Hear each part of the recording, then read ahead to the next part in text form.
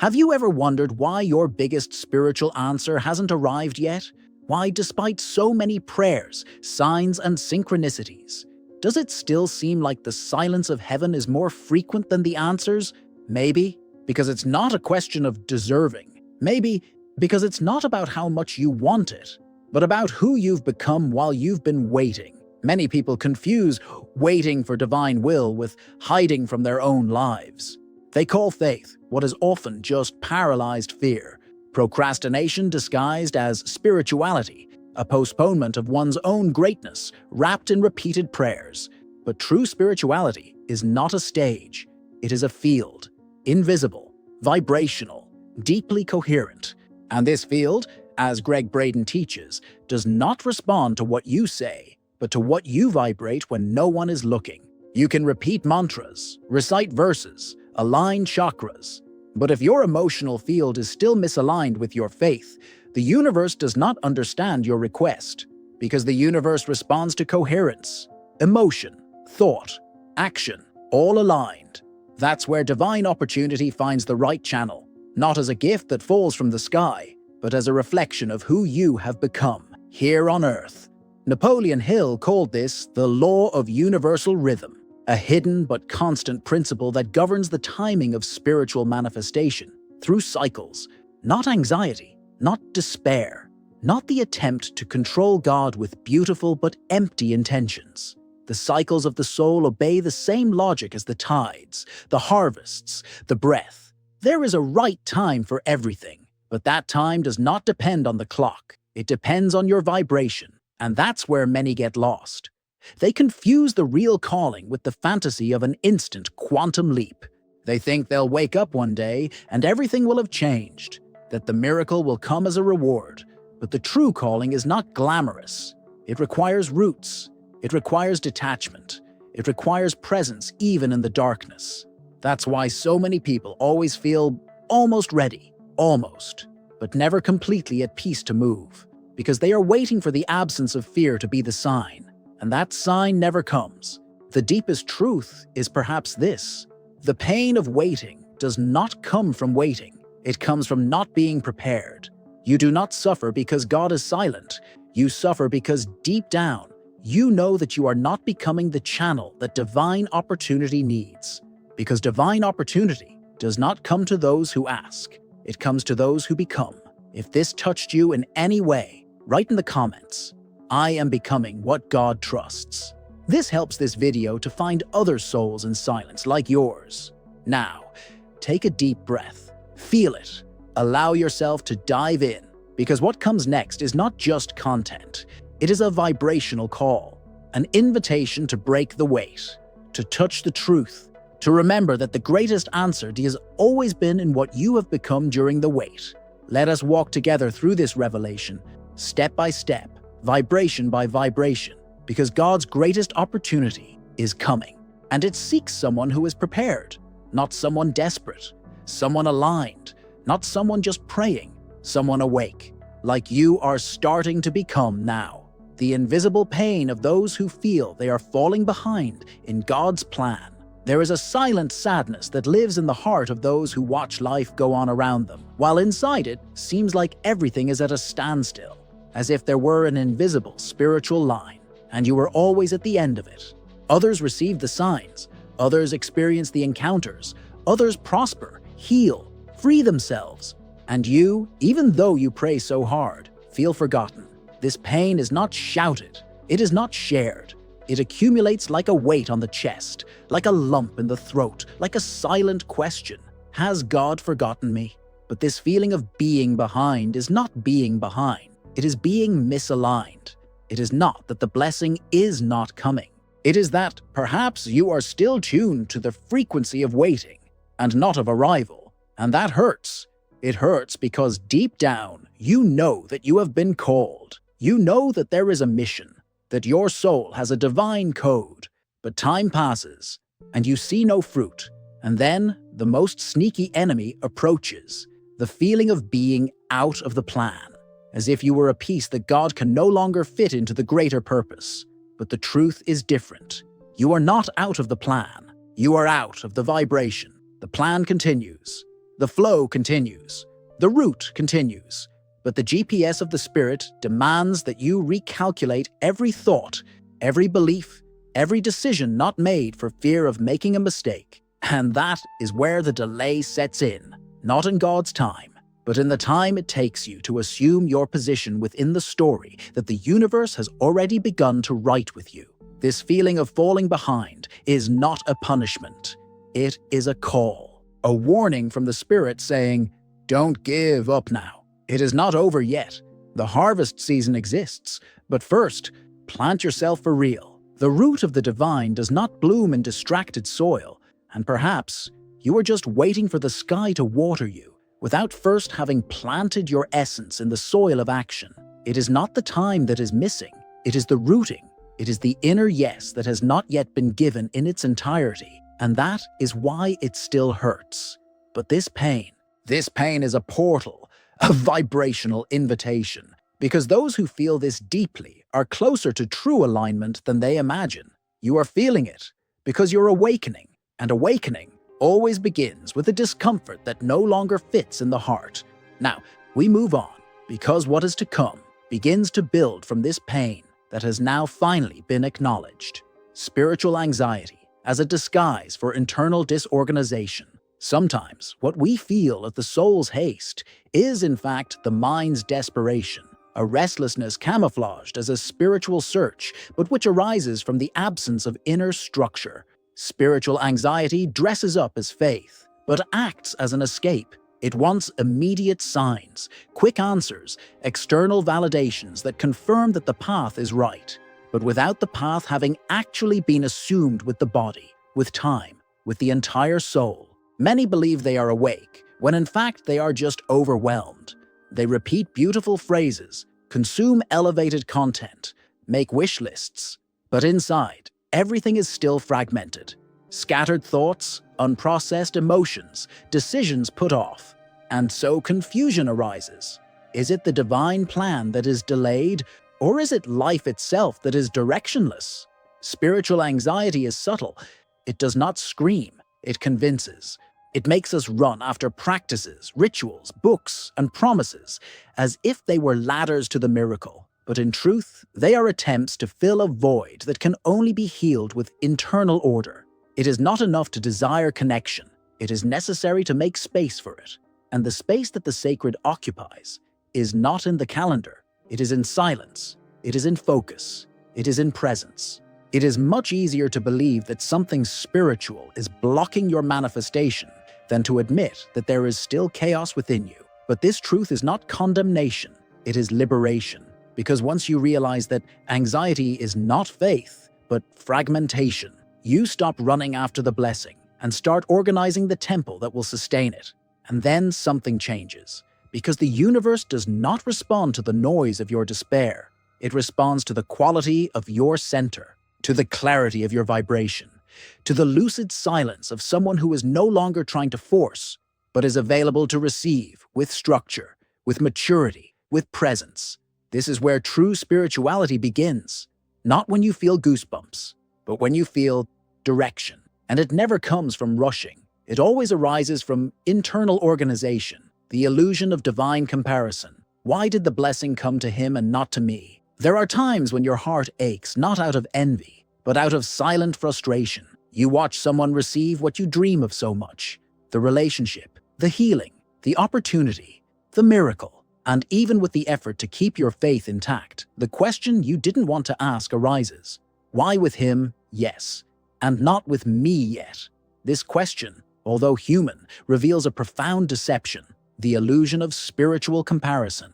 Because in the divine field, there is no finish line. There is no podium. There are no blessings that are early or late. There are only frequencies. And each soul, each vibration, each story manifests from a unique point of inner alignment. But the spiritualized ego does not understand this.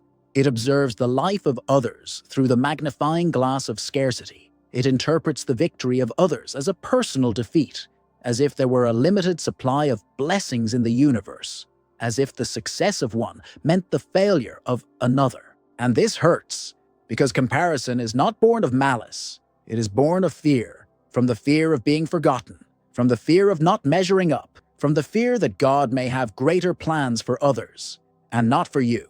But that is not how the sacred works. The universe does not play favorites. It responds to what is emitted. And the truth is that many times you are comparing visible fruits with invisible roots. You are measuring your waiting time with the other person's exposure time.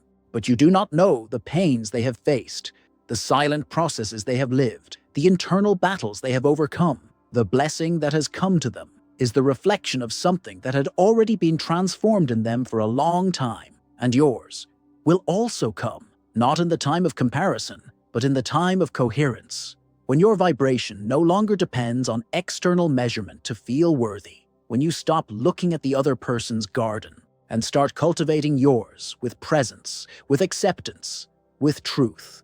Because the only real delay is that which arises from disconnection with what is yours. And as long as you are comparing, you will be disconnected.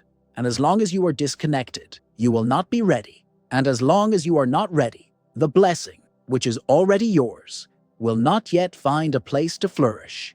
This is the silent call that comparison brings.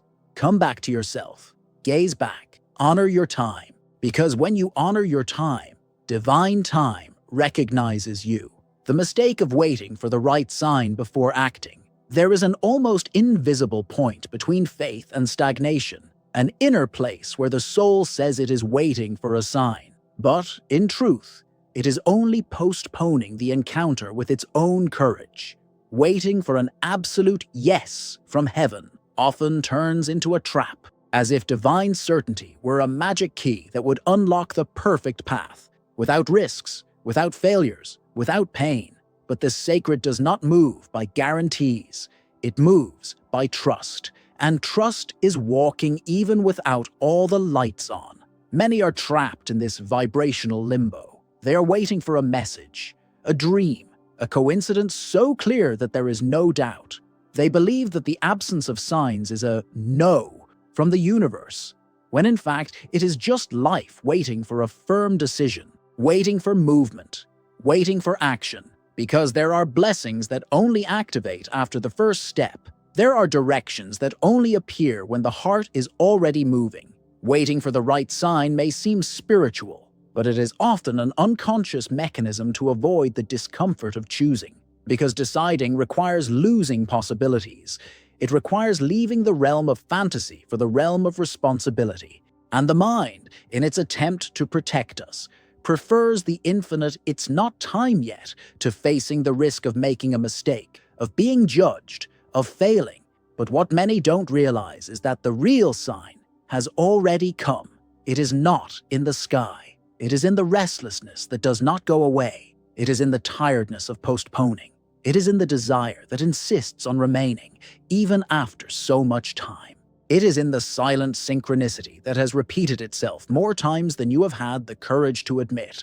The sign is in everything that pulses despite the fear. Waiting for the right sign can be a form of unconscious worship of control. You want the blessing, but you want to ensure that it comes safely. You want the mission, but you want to avoid exposure. You want expansion, but without the discomfort of growing. And so you become paralyzed, with a beautiful faith in speech, but inactive in practice.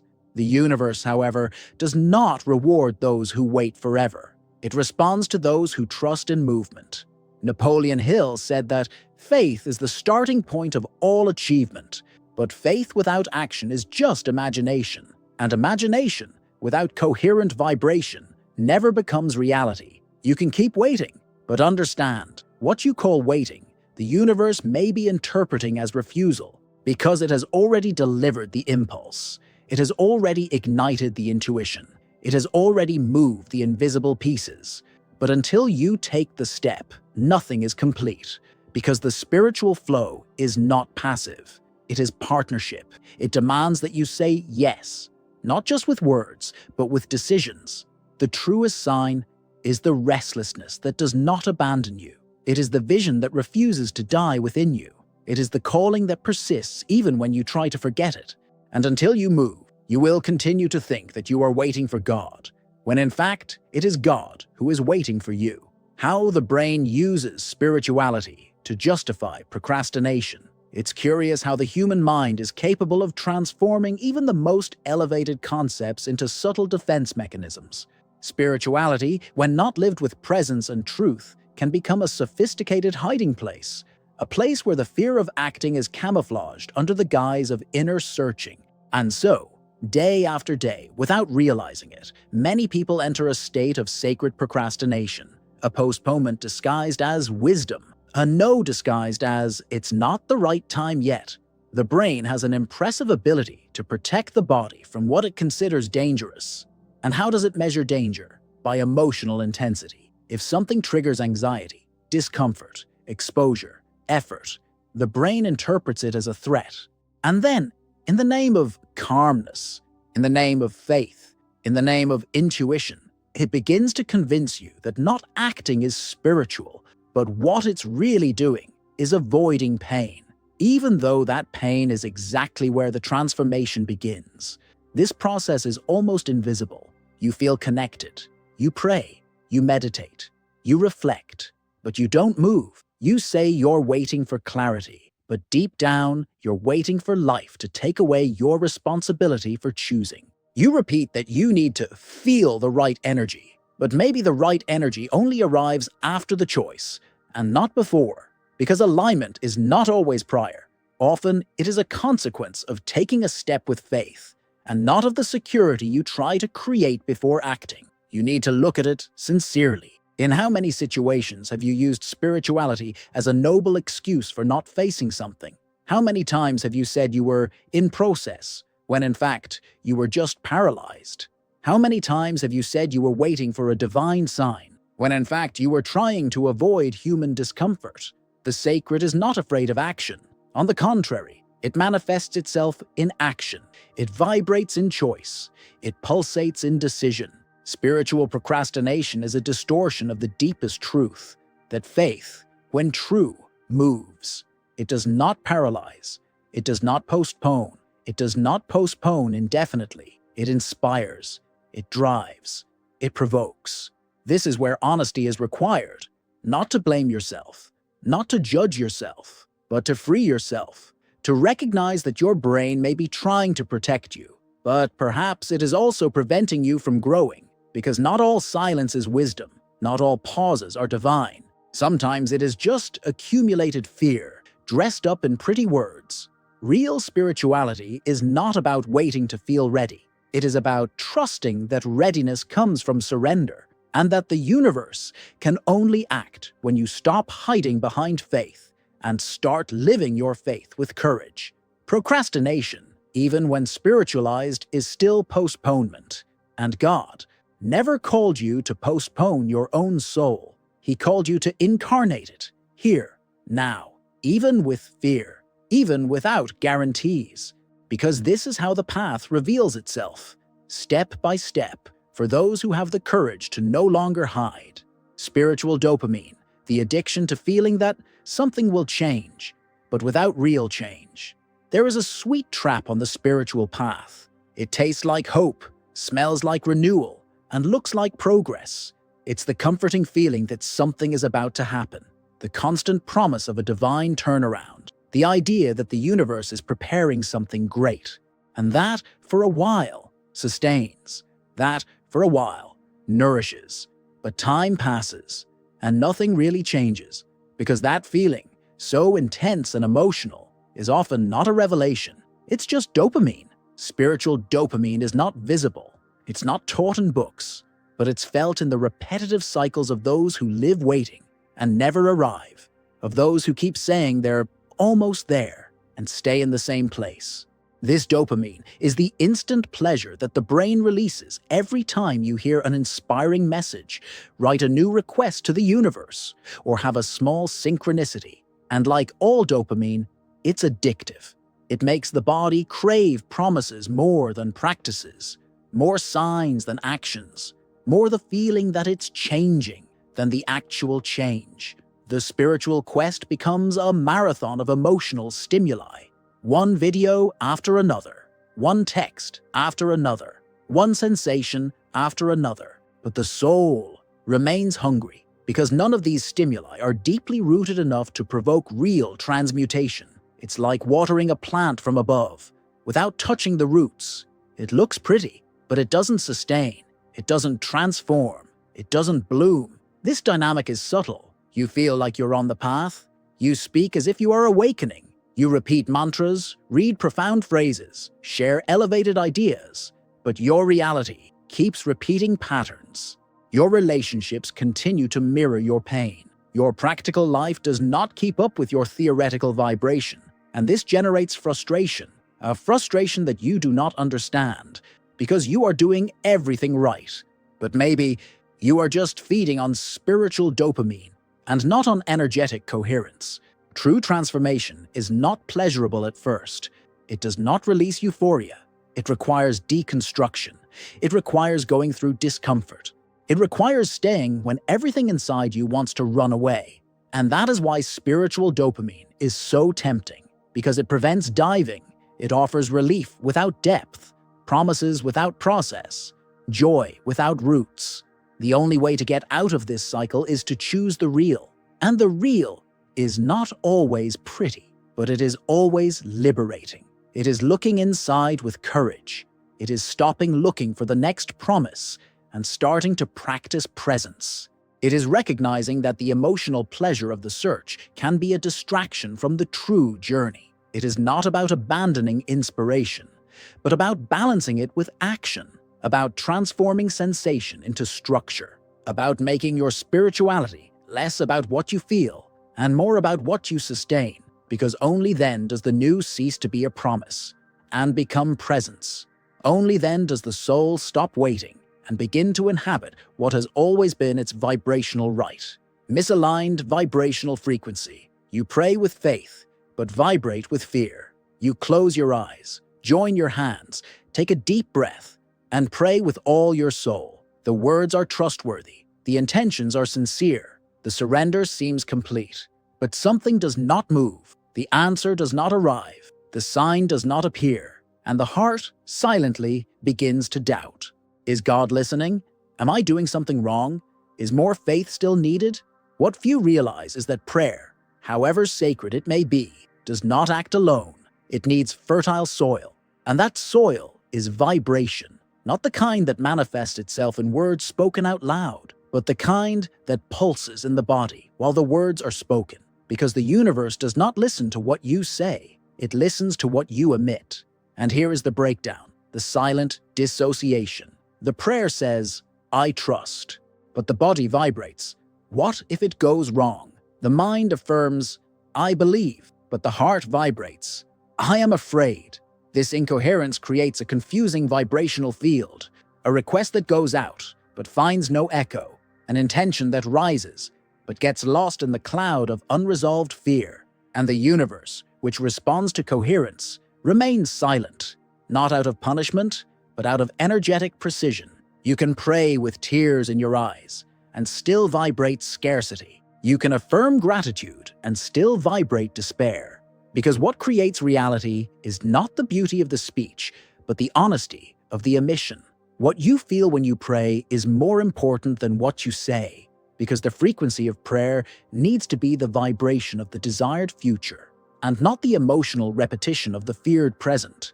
The faith that transforms is not just the faith that asks.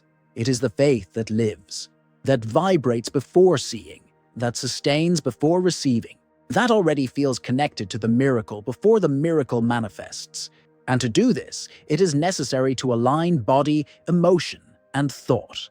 The prayer needs to leave the mind and enter the cells, that the request becomes presence, that expectation becomes silent certainty. This is the frequency that changes everything, the one that, even in the face of absence, vibrates abundance, the one that, even without guarantees, vibrates conviction, the one that, even in silence, vibrates response.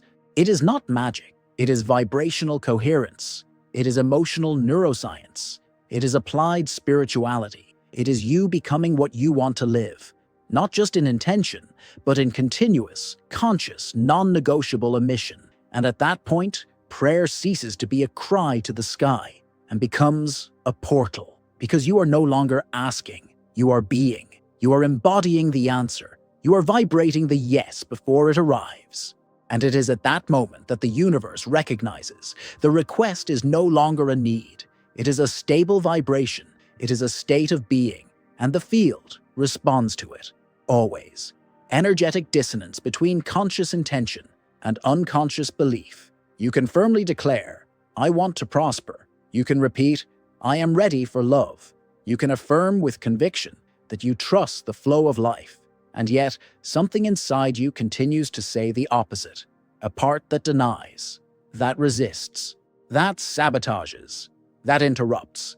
This part is not visible, it is not logical, but it is what controls your vibration when you are not paying attention. It is the hidden root of all blocked manifestations, because it does not matter what you consciously desire. If your unconscious base is vibrating fear, lack, or unworthiness, this energetic dissonance is like trying to walk with one foot on the accelerator and the other on the brake. You get tired, but you don't move forward. You insist, but everything stays the same. You feel like you're doing everything right, but the invisible doesn't respond. And that's exactly where the most liberating and demanding truth lies. It's not enough to wish. The wish must become coherent at all levels of your consciousness. Intention is the seed, but unconscious belief is the soil. And if that soil is contaminated with memories of pain, with records of failure, with unhealed traumas, that seed will never bloom. Even if you water it every day with positive words, even if you fertilize it with visualizations, because the vibrational field is not fooled by speeches. It responds to the real frequency, the one that is generated when you are alone, when you are not trying to be spiritual, when you are just being who you have always been. And what you believe, deep down, appears between the lines, in the small choices, in the automatic thoughts, in the way you react when you receive something good, in the resistance that arises when everything starts to go right. That's where the real no lives. Not the one you say out loud, but the one that vibrates in the silence of your energy. It takes courage to look at this inconsistency, to accept that perhaps you still don't feel worthy, that perhaps you still believe that you're not capable, that perhaps no matter how much you want something, a part of you is afraid of experiencing exactly that. And that part is in charge, not out of malice, but out of protection. It was created at some point in your history to protect you from pain. And now, without realizing it, it's preventing you from accessing what's highest. Real transformation begins when you unite what you want with what you believe. When your words stop being empty statements and become reflections of a new inner state. When your body starts to vibrate with worthiness even before you receive it. When the frequency of action, emotion, and thought align with your deepest essence. That's when manifestation happens. Not because you shouted louder, not because you prayed harder, but because you stopped sabotaging yourself energetically, because you reprogrammed yourself, because you allowed your desire to stop being just a request and become an identity. And when your identity vibrates what you want, the universe has no choice. It responds. It always responds. But only to that which is whole, coherent, real. Practical vibrational detection technique. What do I really believe when I pray? There are times when your mouth says one thing, but your heart vibrates another. You say you trust, but you feel tense. You say you are ready, but your breathing betrays anxiety. You kneel in prayer, but your entire body is on alert. And then, even in the face of so much spiritual effort, life continues to seem stuck, blocked, silent. Because what you believe while you pray is what defines what will be created after the prayer. This disconnection between what you say and what you vibrate is not a moral error. It is an invitation to awareness. It is the universe revealing that your prayer cannot be just a verbal expression. It needs to be an authentic, energetic emanation. And that requires presence. It requires listening. It requires sincerity. Imagine for a moment that your body is a reading field. Every time you affirm something, I am prosperous, I am healed, I am at peace. Notice what happens inside you. Does your breath expand or catch? Does your chest open or close? Does a feeling of lightness arise? Or does an uncomfortable contraction appear? The body never lies. It is the first to respond to the unconscious truth. And this is the deepest access point. You only transform what you perceive. And to perceive, you need to slow down, observe, feel, breathe attentively. Be willing to discover that perhaps even though you want something very much, a part of you still believes the opposite, still fears, still doubts, still resists. The technique is simple, but transformative. The next time you pray or affirm something with spiritual intention, pause for a moment right after the declaration and just feel. Take your time, without judgment. Just feel what your body is saying about what you have just declared. And ask silently, do I really believe this? Or am I just trying to convince the universe? This question is sacred because it does not demand, it reveals. It invites you to enter a state of energetic truth, a state where there is no room for vibrational self-deception, where no matter how beautiful what you say is, if your vibration is not at peace with it, creation does not happen, because the field does not respond to the beauty of words. It responds to the truth of frequency. And the more you practice this level of listening, the more refined your prayer becomes. It stops being a request and becomes a manifestation. It stops being a cry of need and becomes an extension of your consciousness. Prayer becomes a vibrational act, incarnate word, expanding presence. It is at this point that silent transformation begins, when prayer does not end in the mouth, but begins in the body, when what you feel confirms what you ask for, and what you ask for already vibrates what you are ready to live, not through effort, but through integration, because ultimately, everything in you is praying together. The false comfort of passive faith, how the habit of waiting postpones your evolution. There is a belief disguised as humility that easily infiltrates the paths of faith. It presents itself as surrender, but in practice, it paralyzes. It says, I am waiting on God.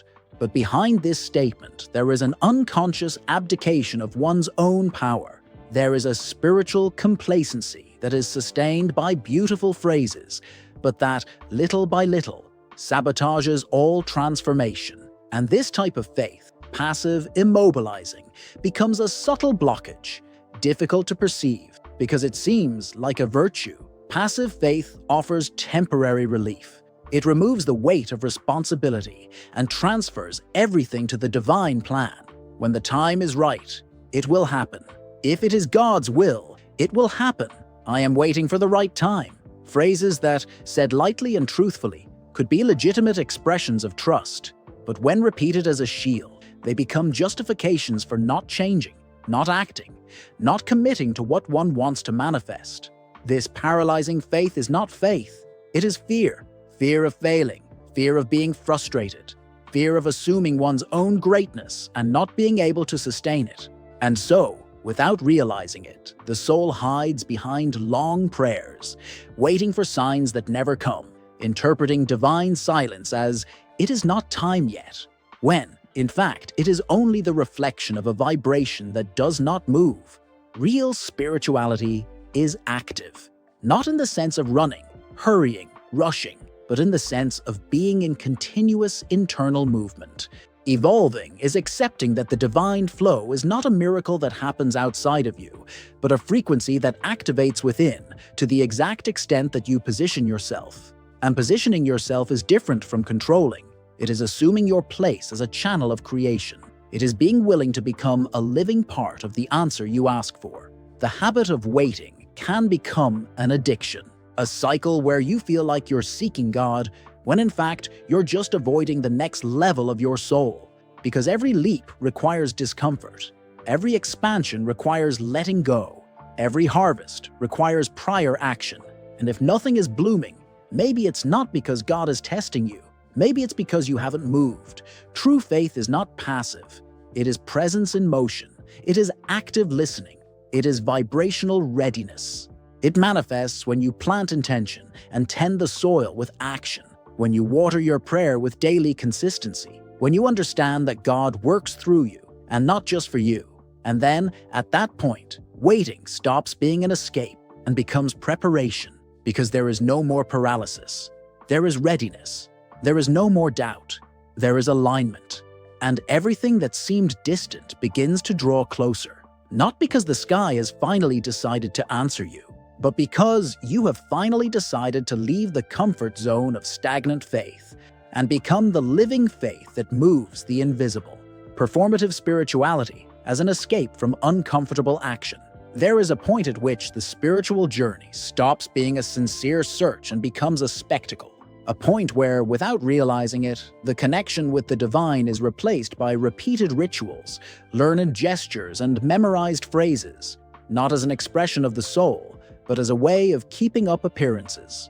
This is when spirituality becomes a performance, a showcase of intentions that do not take root, an elevated discourse that does not correspond to everyday practice. This performative spirituality is seductive. It is praised. It is socially accepted. It seems profound. But it is shallow, because it is disconnected from the body, from emotional truth, the courage to move, even when afraid.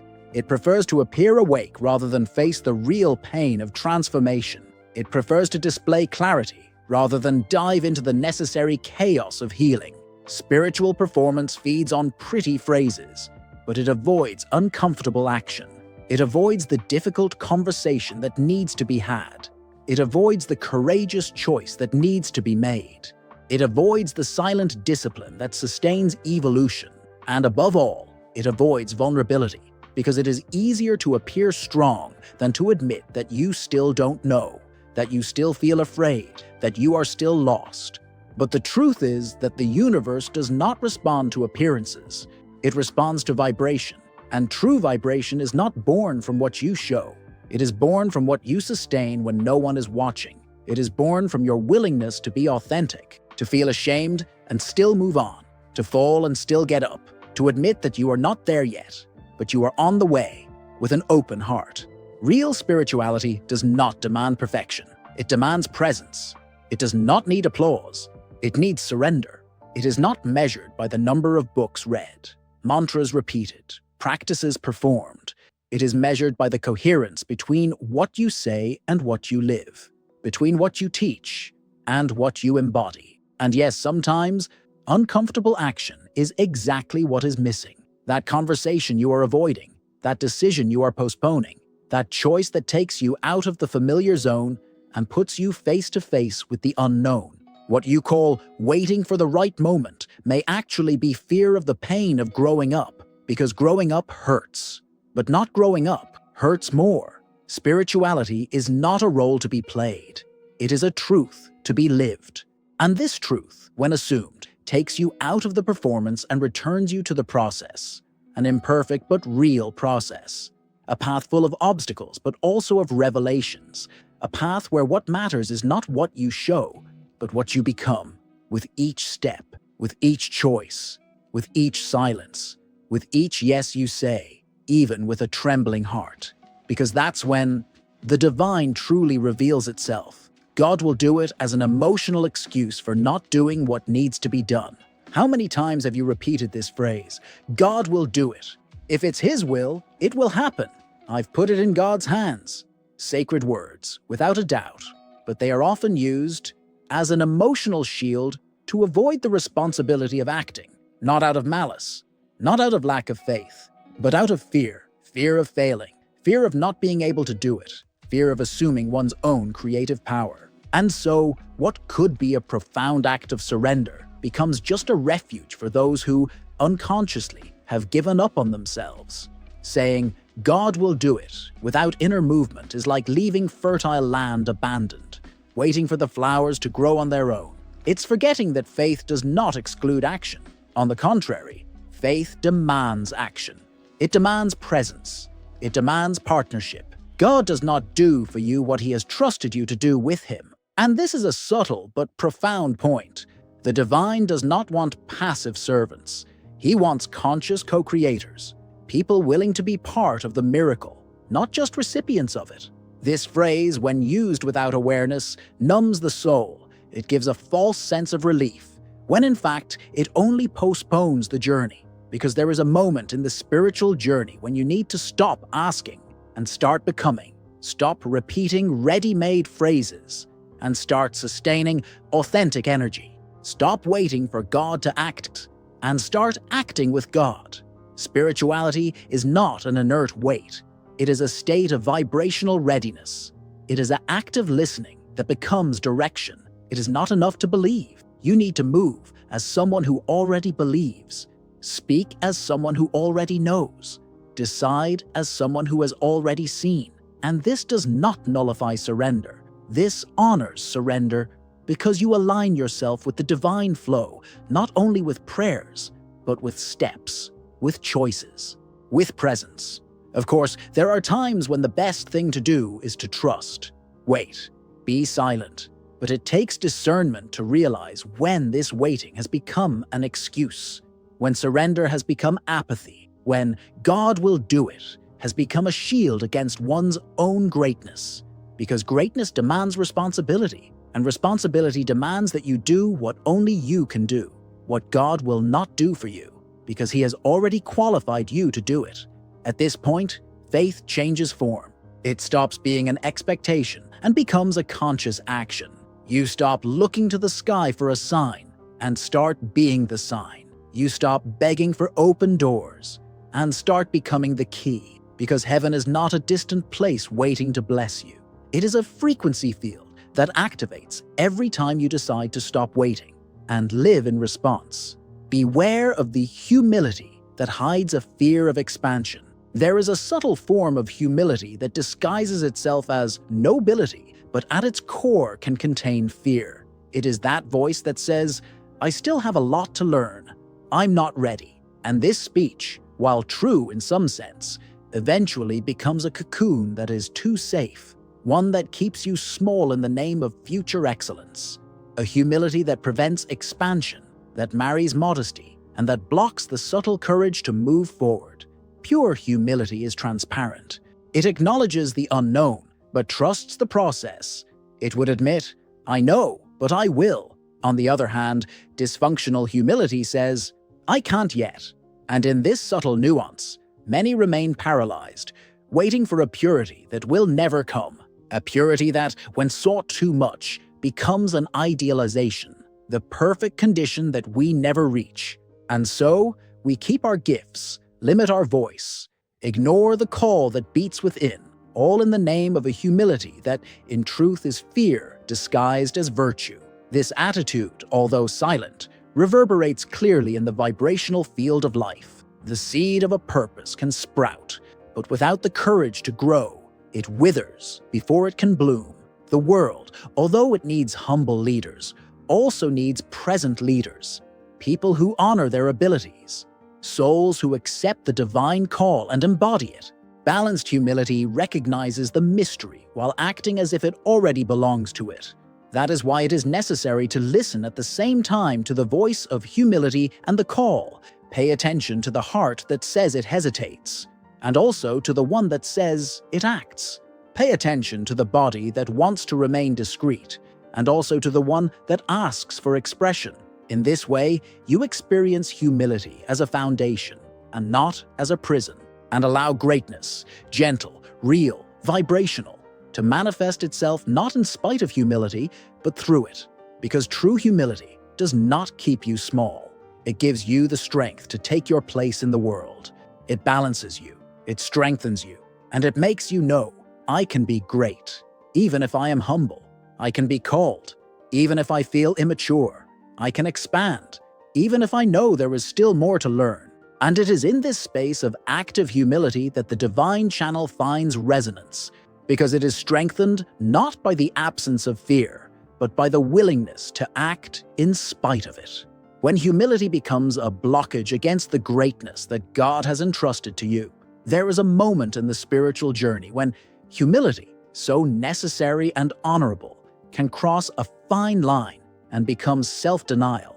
This is when the spirit, in the name of non-ego, begins to deny its own gifts, to hide its own light, to distrust the divine seeds it carries. All of this for fear of appearing arrogant, for fear of appearing vain, for fear of straying from the path of purity. And in this process, something breaks, because the humility that denies greatness is a humility that has already lost its balance. God would not entrust you with a calling if there were not, in your essence, the capacity to sustain it. But this divine trust needs to find a living response within you.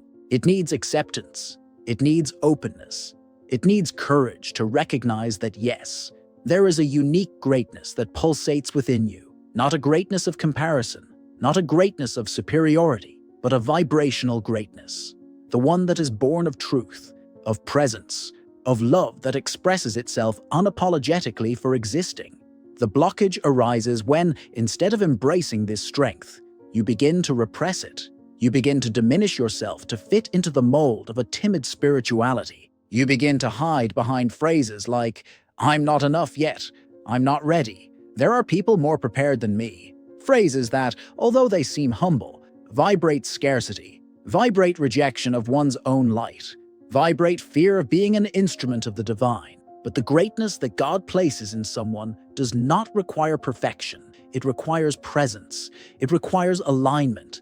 It requires courage to take the place of those who accept to carry a piece of the greater work. And this place can only be occupied by those who honor their own essence, by those who stop hiding behind a distorted concept of humility, by those who understand that the ego does not dissolve when you deny yourself. It dissolves when you become a clean and lucid channel of that which you came to offer. Being great is not wanting more than others. It is wanting to serve more deeply. It is allowing the voice that lives within you to have space in the world. It is not extinguishing your own flame for fear of disturbing others, because the light that God has entrusted to you is not yours. It belongs to the world through you, and denying this is not humility. It is resistance. There comes a time when the disguise of humility needs to fall, and at that moment, the spirit rises. Without pride, without dispute, but with firmness, with awareness, with reverence for the call. Because God does not ask you to hide, He asks you to reveal yourself, with all the love, with all the surrender, with all the presence that only you can offer. And that is true humility in action. Manifestation is not magic. It is vibrational mathematics. There is a silent belief that runs through many spiritual paths, that manifesting something is, in essence, a divine mystery beyond the reach of reason, a cosmic lottery where some are lucky and others are not, as if the fulfillment of a desire depended on a whim of the invisible and not on the internal construction that precedes it. But the truth, when looked at in depth, is much more exact and much more liberating. Manifestation is not a random miracle. It is a vibrational consequence, almost mathematical. Everything in the universe responds to energy patterns. Nothing escapes this order, and this means that it is not enough to want. It is not enough to visualize. It is not enough to repeat phrases of power. If your vibration does not support what you desire, the field will not respond. Because the field, as Napoleon Hill taught, is organized from the sum of thoughts, feelings, and actions. Emotion plus image plus movement. That is what creates. That is what shapes. That is what attracts. There is no magic. There is energetic precision. Of course, there is mystery. There is the divine touch. There is the synchronicity that surprises. But even these unexpected manifestations are born from a vibration that was, albeit silently, ready to receive them. The universe does not deliver what you dream. It delivers what you support. And sustaining a future reality requires more than enthusiasm. It requires coherence. It requires constancy. It requires vibrational rooting. Many people want a new reality, but they still vibrate the old codes. They complain about the present while trying to create a future. They feel like victims, and at the same time, they want to be the protagonist. They pray with faith, but live in doubt, and this incoherence creates noise in the field, a noise that not only blocks the flow, it confuses the flow, because the universe does not respond to your isolated intention. It responds to your total field. This understanding changes everything, because it gives you back the power. It takes you out of passive waiting and places you as a participant in the process. If something has not yet happened, it is not punishment. It is not divine rejection. It is just an incomplete equation, an energy vector that needs adjustment. And adjustment does not mean forcing. It means aligning, adjusting your emotion, your mental image, your daily action. It is at this point that manifestation stops being a desire and becomes a state of being. You begin to vibrate what you want to experience. You begin to think like someone who already lives. You begin to act like someone who already is. And the universe, which never denies a coherent vibration, responds. Not because it was convinced, but because it was reached. Vibrational mathematics is the language of the invisible. When you learn to use it, everything changes. Not because it became easier, but because it became clearer. And the clear is the first step towards the real. Law of coherence, emotion, plus image, plus action, reality. There is a silent formula that operates behind every true manifestation. It is not hidden in ancient texts, nor does it belong to a select group of initiates. It is, in fact, present in every moment of creation in your life, even when you did not know you were creating, even when you did not want what you created, because everything that manifests for a vibrational reason, and this reason obeys the law of coherence. Coherence is when all parts of your being say the same thing, when what you feel is in harmony with what you see internally, and with what you do, when there is no division, when there is no sabotage, when there is no mismatch between intention and presence. And it is in this state that the universe understands your language, because the universe does not respond to what you say with your mouth. It responds to what you affirm with the whole of your being. The formula is simple. Emotion plus image plus action equals reality. If you feel joy, visualize peace, and act with love, the reality that will emerge from this combination will inevitably be aligned with these vibrations. But if you feel fear, visualize loss, and act with doubt, the field will reflect exactly that. Not because it wants to punish you, but because it is accurate. It simply replicates. Emotion is the fuel, image is the map, action is the movement. And when these three align, manifestation is no longer a distant hope. It becomes a natural flow, an inevitable unfolding, because you are vibrating as someone who already is. You are imagining as someone who already has. You are moving as someone who already lives. But when one of these elements becomes disconnected, the field goes into conflict. You can feel love but visualize scarcity. You can imagine abundance but act in fear. You can act with courage but still feel unworthy. And this incoherence blocks the flow. It causes the universe to receive mixed signals, as if you were saying yes with one hand and no with the other. The healing of this disconnect begins with awareness, by stopping and asking, what am I really feeling? What am I really seeing in my mind's eye? And what do my actions say about this? If there is a distance between these answers, there is misalignment. And if there is misalignment, there is room for adjustment, for realignment, for vibrational transformation. Because in the end, manifesting is not about controlling reality. It is about being consistent with the reality you want to live. It is about aligning your inner and outer worlds until there is no more division, until you no longer need to wait for the miracle, because you have already become its frequency. And this, as simple as it may seem, is the highest form of embodied spirituality. Living coherence, natural manifestation, the true expression of who you are, when everything within you finally moves in the same direction. The field responds to what you are, not what you ask for. There is a silent illusion that accompanies most spiritual seekers. The idea that asking with intensity, with fervor, with faith, is enough for the universe to respond, as if the act of asking in itself creates the result, as if the repetition of mantras, prayers, wishes could replace the frequency that has not yet been embodied. But the field, this vibrational space that intertwines everything, does not respond to your requests. It responds to your presence, to your essence, to who you are. Even when you're not asking for anything, you can wish with all the strength in the world. But if, In your state of being, you still vibrate doubt, fear, resentment, or scarcity. That is what the field registers.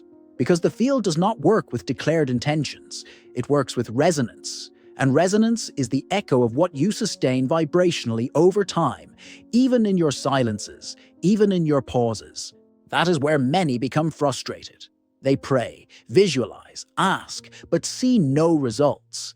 And then they begin to question whether the universe is listening. They begin to doubt their own spirituality. But the problem is not that the field is not listening. It is that it is listening to everything, including what you feel when you are silent, including what you think behind the scenes, including what you believe about yourself in the moments when no one is looking. The field is exact. It does not judge. It does not punish. It does not choose. It only mirrors. It captures your dominant vibration and responds accordingly. Therefore, the deepest spiritual work is not in asking, but in becoming, in being what you desire before you see it, inhabiting the frequency of abundance even without having the fruits yet, in acting with confidence even without all the answers, in living as someone who already is, and not as someone who still hopes to be. This change of direction is powerful because it takes you out of the position of someone who needs to convince the universe and puts you in the position of someone who collaborates with the universe, who is in tune with the whole, who becomes a living extension of what they want to see materialized. And this cannot be forced. This can be cultivated. This can be practiced. This can be integrated. You don't attract what you want.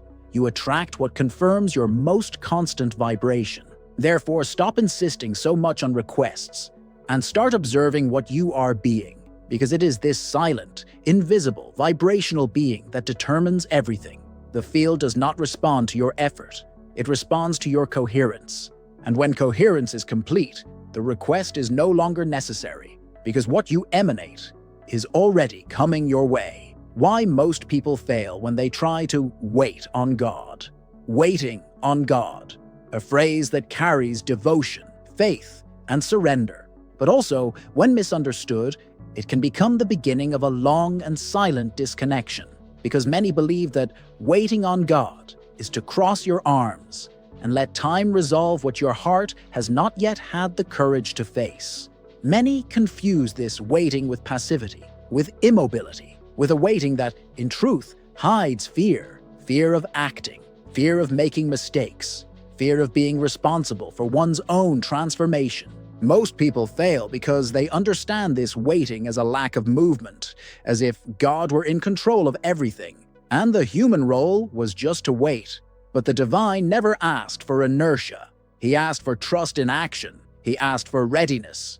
He asked for active listening. He asked for movement, even in the midst of uncertainty. And this waiting that paralyzes, that silences the impulse, that slows down the call, is not surrender. It is resistance, disguised as faith. God acts at the right time, yes. But the right time is not the time of passive waiting. It is the time of active preparation. It is the time of energetic maturity. It is the time it takes you to become compatible with what you want to experience. And this time is not fixed. It is not on the calendar. It is in your vibration. It is in your choices. It is in your willingness to be, even without guarantees, what you already know you need to be. When you wait on God lucidly, you do not stop. You remain, you sustain, you continue, because you know that divine time is not the time of paralysis. It is the time of construction. It is the time of the invisible being woven within. It is the time when, even without results, you already vibrate presence. You already vibrate gratitude. You already vibrate response. Waiting on God does not mean turning away from life. It means aligning yourself with life. It means participating in creation with surrender and movement, with faith and responsibility, with prayer and action. It means knowing that your part is not to convince God to act, but rather to become the fertile ground so that He can act through you. Most people fail because they believe that waiting means stopping. But true waiting is keeping the pace even when nothing seems to happen. It is trusting in the invisible while building the visible. It is acting as if you have already heard the yes, even in the face of silence. It is continuing to become, while heaven prepares what is already yours by vibrational right. It is in this type of waiting that the miracle reveals itself, not as a surprise, but as a consequence, not as a reward, but as an echo. Because you did not just wait on God, you waited with God. And that changes everything. Confusion between spiritual surrender and emotional passivity. There is an almost invisible point where true spiritual surrender begins to be confused with a type of surrender that, instead of liberating, imprisons. This is when the soul believes it is accepting the ways of the divine, but in truth, it is just giving up on itself. It is ceasing to desire, to move, to build, and all this with an appearance of peace, but a peace that is made of tiredness, of unresolved frustration, of attempts that did not work out and were silenced in the name of supposed acceptance. This is one of the deepest confusions of the inner journey. True surrender is active. It has strength, it has decision, it has clarity. It is a yes that expands within even in the face of uncertainty. Emotional passivity, on the other hand, is the opposite. It seems like surrender, but it is detachment. It seems like acceptance, but it is escape. It seems lightness, but it is a lack of direction. When you enter this state, you begin to stop feeling, to stop desiring with intensity, to stop projecting the new with truth. You say you are at peace, but deep down, you are just numb. The pain of waiting has turned into conformity. The fear of disappointment has disguised itself as neutrality, and faith has turned into silence. A silence that does not calm, a silence that empties. But the universe does not respond to the absence of vibration. It responds to authentic vibration. And if what you call surrender is, in fact, a subtle surrender, then the vibrational field does not move, because there is no more momentum, there is no more resonance, there is no more clear signal. What remains is a weak echo of someone who has stopped emitting truth. True spiritual surrender does not eliminate desire. It purifies it. It transforms desire into a free flow, without control, without attachment, but with direction, with energy, with presence. Surrendering is not stopping. Surrendering is trusting as you walk. It is continuing to love life, even without all the answers. It is desiring with faith, not with anxiety. It is acting lightly, not with despair. Emotional passivity is often a protection mechanism. You have tried so hard that now you say, I will leave everything in God's hands. But with your heart already closed, with your vibration already withdrawn, with your soul already tired of waiting, and that is not faith. That is vibrational resignation. To return to desire is not to dishonor surrender. It is to honor your humanity. It is to remember that desire does not distance you from God. It brings you closer, because desiring consciously is to create with Him. It is to align your vibration with the frequency of creation. It is to say to the universe, I am still here. Even without guarantees, I still want to live what my soul recognizes as truth. And when this desire awakens again, clean, conscious, firm, passivity dissolves. And surrender then becomes what it was always meant to be, a dance between heaven and earth, between the invisible and the visible, between trust and action, between what you let go and what you sustain. And it is at this point that spiritual creation manifests itself in its entirety, not because you gave up, but because despite everything, you continued to vibrate with truth. The lack of a practical structure to support what you wish to attract. You can desire something with an open heart. You can vibrate pure intention. You can even align mind and emotion. But if there is no structure to receive what you asked for, the universe will not deliver, not out of punishment, not out of forgetfulness, but out of precision. Because what you want to attract requires a field of support. It requires space. It requires contour. It requires enough stability so that the manifestation not only arrives, but remains. Many people do not realize that they are vibrating the right desire, but living in an internal field that is still chaotic, without direction, without emotional organization, without spiritual routine, without vibrational discipline. And what happens when the blessing finds this field? It finds no home. It finds no roots. It passes. It escapes. And the spiritual seeker without understanding says that it was not meant to be, but it was, only there was no basis to maintain it.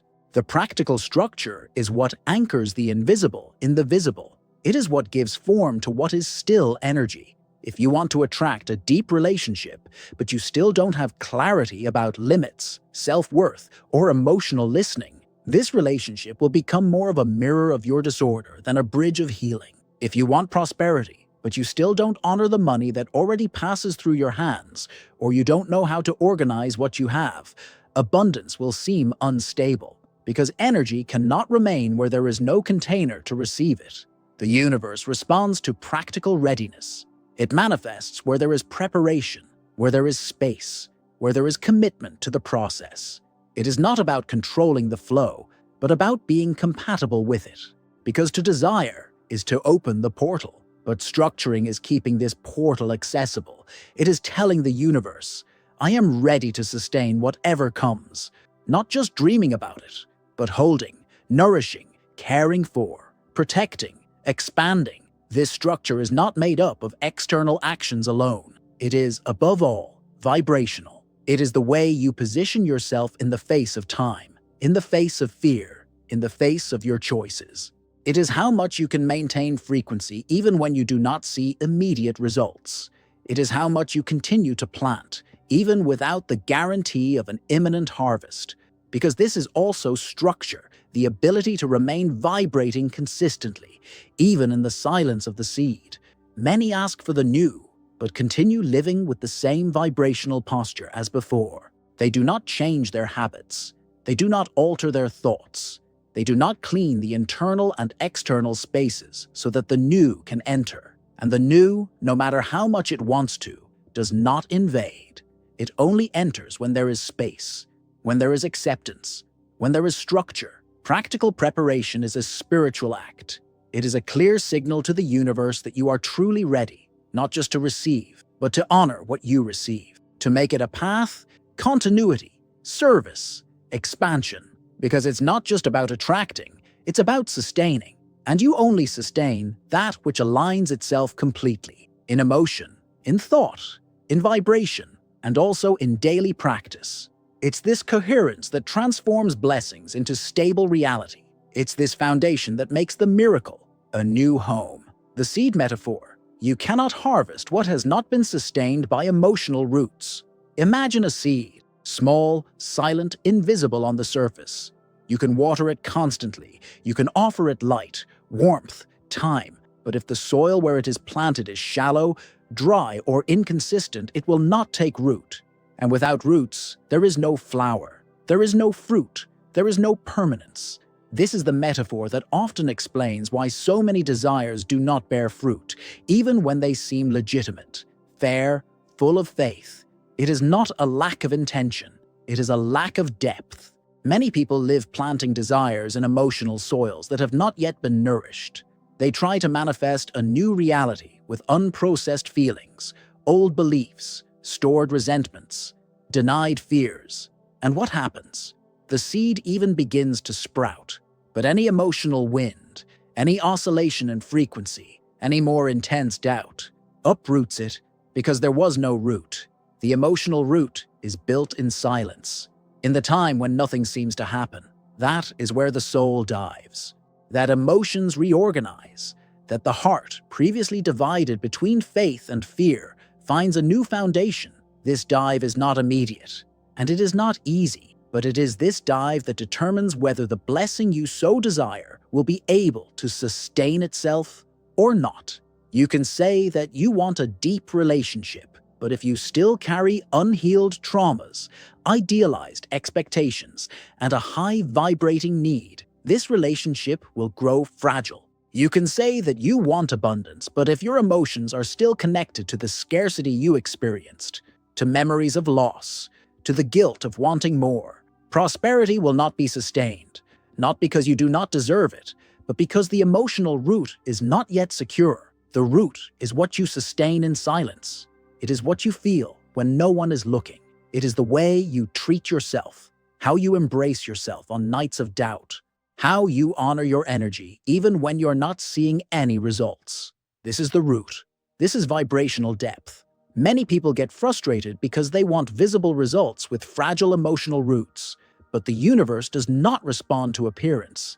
It responds to consistency, to truth, to internal support.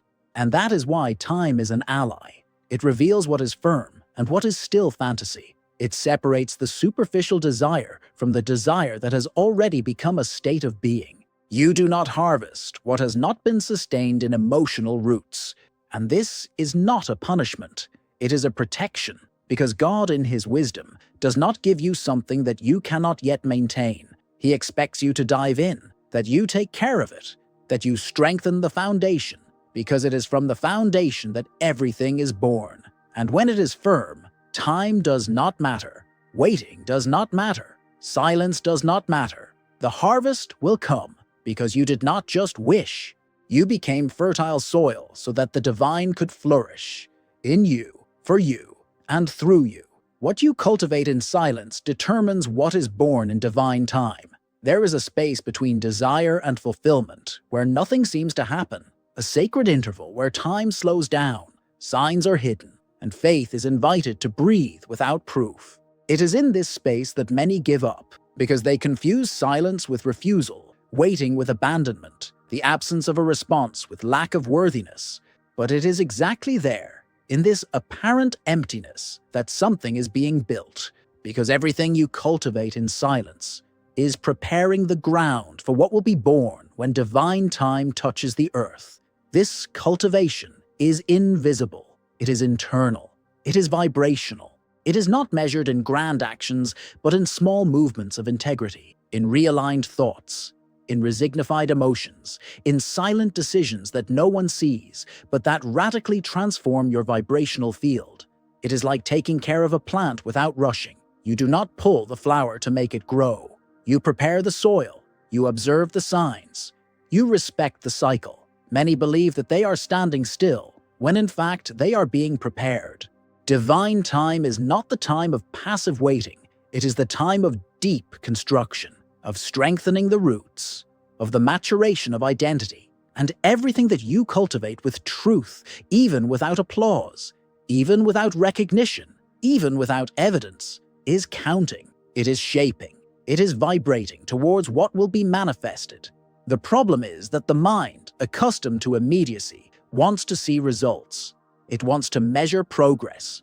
It wants to speed up the process. But the soul knows you don't plant and harvest on the same day, and much less in the same state of being. You need vibrational patience. You need to accept that the harvest depends less on external time and more on internal coherence, more on what you do when no one is watching you, when no one is demanding it, when only you and God know how much you have chosen to stay. Divine time does not move by effort. It moves by attunement. And this attunement is built in each silent choice that honors what has not yet arrived, in each yes you give to the invisible, in each thought you reprogram, in each emotion that you do not deny, but embrace. This is cultivation. This is maturation. This is vibrational readiness. And then, one day, without fanfare, without warning, reality changes. The door opens, the answer arrives, the flower blooms, and those who look from the outside say, "It was sudden," but you know how much you cultivated, how much you persisted, how much you became, because it wasn't all of a sudden. It was at the right time, in divine time, in the time when the vibration found maturity, and what was born because it was sustained in silence, with truth, with faith, with presence. How silent anxiety blocks spiritual revelation. Not all anxiety screams. Sometimes it disguises itself as spiritual urgency, as an intense search, as a legitimate desire for clarity, for an answer, by the way. But behind the frequent prayer, the incessant study, the attempt to understand the whys, there lies a restlessness that doesn't cease, a constant discomfort that takes over the body like background noise. And this noise, however subtle it may seem, is strong enough to block the revelation that is so long awaited. Spiritual revelation does not come through effort. It does not arrive as a reward for the restless mind. It descends like a whisper, and the whisper can only be heard when the internal noise is silenced, when the emotional field is stilled, when the soul learns to trust before understanding. But silent anxiety is always asking for an explanation, always trying to control the invisible, always trying to decipher the divine as if it were a code to be decoded. And that is where the disconnection happens, because anxiety, even if it is not visible, modifies the vibration. It closes the channels of perception. It hyperactivates the mind and disorganizes the body. It puts the spirit in survival mode and not in listening mode. And when we are in survival mode, there is no space to receive. There is no space to feel. There is only anxious waiting, a want that does not dissolve, a why hasn't it happened yet, that steals all the energy from presence. Revelation, this light that transforms everything without making noise, needs space. And space is created with breathing, with pause, with surrender, with trust that does not require proof. And this does not mean not wanting. It means wanting with surrender, with lightness, with the certainty that what is yours is already on its way, even if you cannot yet see it. Silent anxiety is treacherous because it makes you believe that you are seeking God, when, in fact, you are just trying to escape your own doubt. It makes you pray at an accelerated pace. It makes you study compulsively. It makes you question nonstop. But all of this without ever really stopping, without ever really listening, without ever really trusting. The antidote is not to control, it is to trust. It is to accept that spiritual revelation does not follow the time of your haste. It follows the time of your vibrational readiness. And readiness is not being without fear. It is being at peace, even with the fear present. It is being open, even without answers. It is being receptive, even without understanding. And when this space opens, the invisible finds its way. Intuition returns. The connection is reestablished. Presence intensifies. Because what was blocking it was not the lack of response. It was the constant presence of anxiety. And when it becomes silent, God speaks. And the soul, finally, listens. Neuroscience, cortisol and mental hyperactivity interrupt the intuitive channel. The body speaks what the soul often cannot express. And when the mind is in a state of constant alert, when thoughts race, when the heart races for no apparent reason, something inside you is trying to survive, not create. This is where science and spirituality meet. Because while you seek intuition, revelation, spiritual guidance, your body, flooded with cortisol, is operating on another frequency. It is closed. It is tense. It is trying to protect, not receive. Cortisol, the stress hormone, is activated whenever the brain perceives a threat. It doesn't matter if it's a real threat or just an imagined one, a thought of, it won't work out, a memory of failure, anxiety about the future. All of these activate the same mechanism, survival. And when you're in survival mode, the body's priority is not connection, it's protection. It's not expansion, it's withdrawal. Intuition in this state loses its signal because the mind is too busy trying to control the uncontrollable. And the more you try to hear God in this state, the more frustrated you feel because the intuitive channel is subtle. It demands space. It demands silence. It demands that the body feel safe. And safety, in this case, is not the absence of challenges. It's internal regulation. It's physiological coherence. It's the ability to calm the storm inside, even when the outside hasn't changed yet. Incarnated spirituality involves this: understanding that the body is also a sacred instrument. That vibration is not just an energetic concept, it's also biological. That the heart needs to slow down in order to listen. That the brain needs to get out of reactive mode and enter creative mode. And that, although it may seem subtle, changes everything. When you breathe consciously, when you slow down, when you honor your body as a temple, something reorganizes itself. The field clears, perception returns, sensitivity increases. Intuition, which was muffled by the noise of the mind, begins to emerge again, and you realize that God never stopped speaking. You were just out of tune with the channel. Mental hyperactivity creates interference. It overloads the senses. It distorts the signals. And spirituality, in this noise, becomes yet another demand, not a rest. That is why neuroscience reminds us of what the spirit already knew. The sacred manifests itself in inner silence, in presence, in breathing, in regulated vibration. Reducing cortisol is not just an act of health. It is a gesture of faith. It is preparing the physiological ground so that the divine finds its place, so that the soul can finally inhabit the body with more clarity, more truth, more listening, because the intuitive channel is not a gift. It is a frequency, and every frequency can be adjusted, starting with what you feel while you breathe, while you are silent, while you trust. The fatal error of those who try to control divine time. There is an ancient impulse within almost every human being to want to control the invisible, not out of arrogance, but out of fear, out of fatigue, out of pain, because they can no longer bear the feeling of being at the mercy of what they do not understand. And then, even with words of faith, even with speeches of surrender, the heart begins to tighten the timeline of the sacred.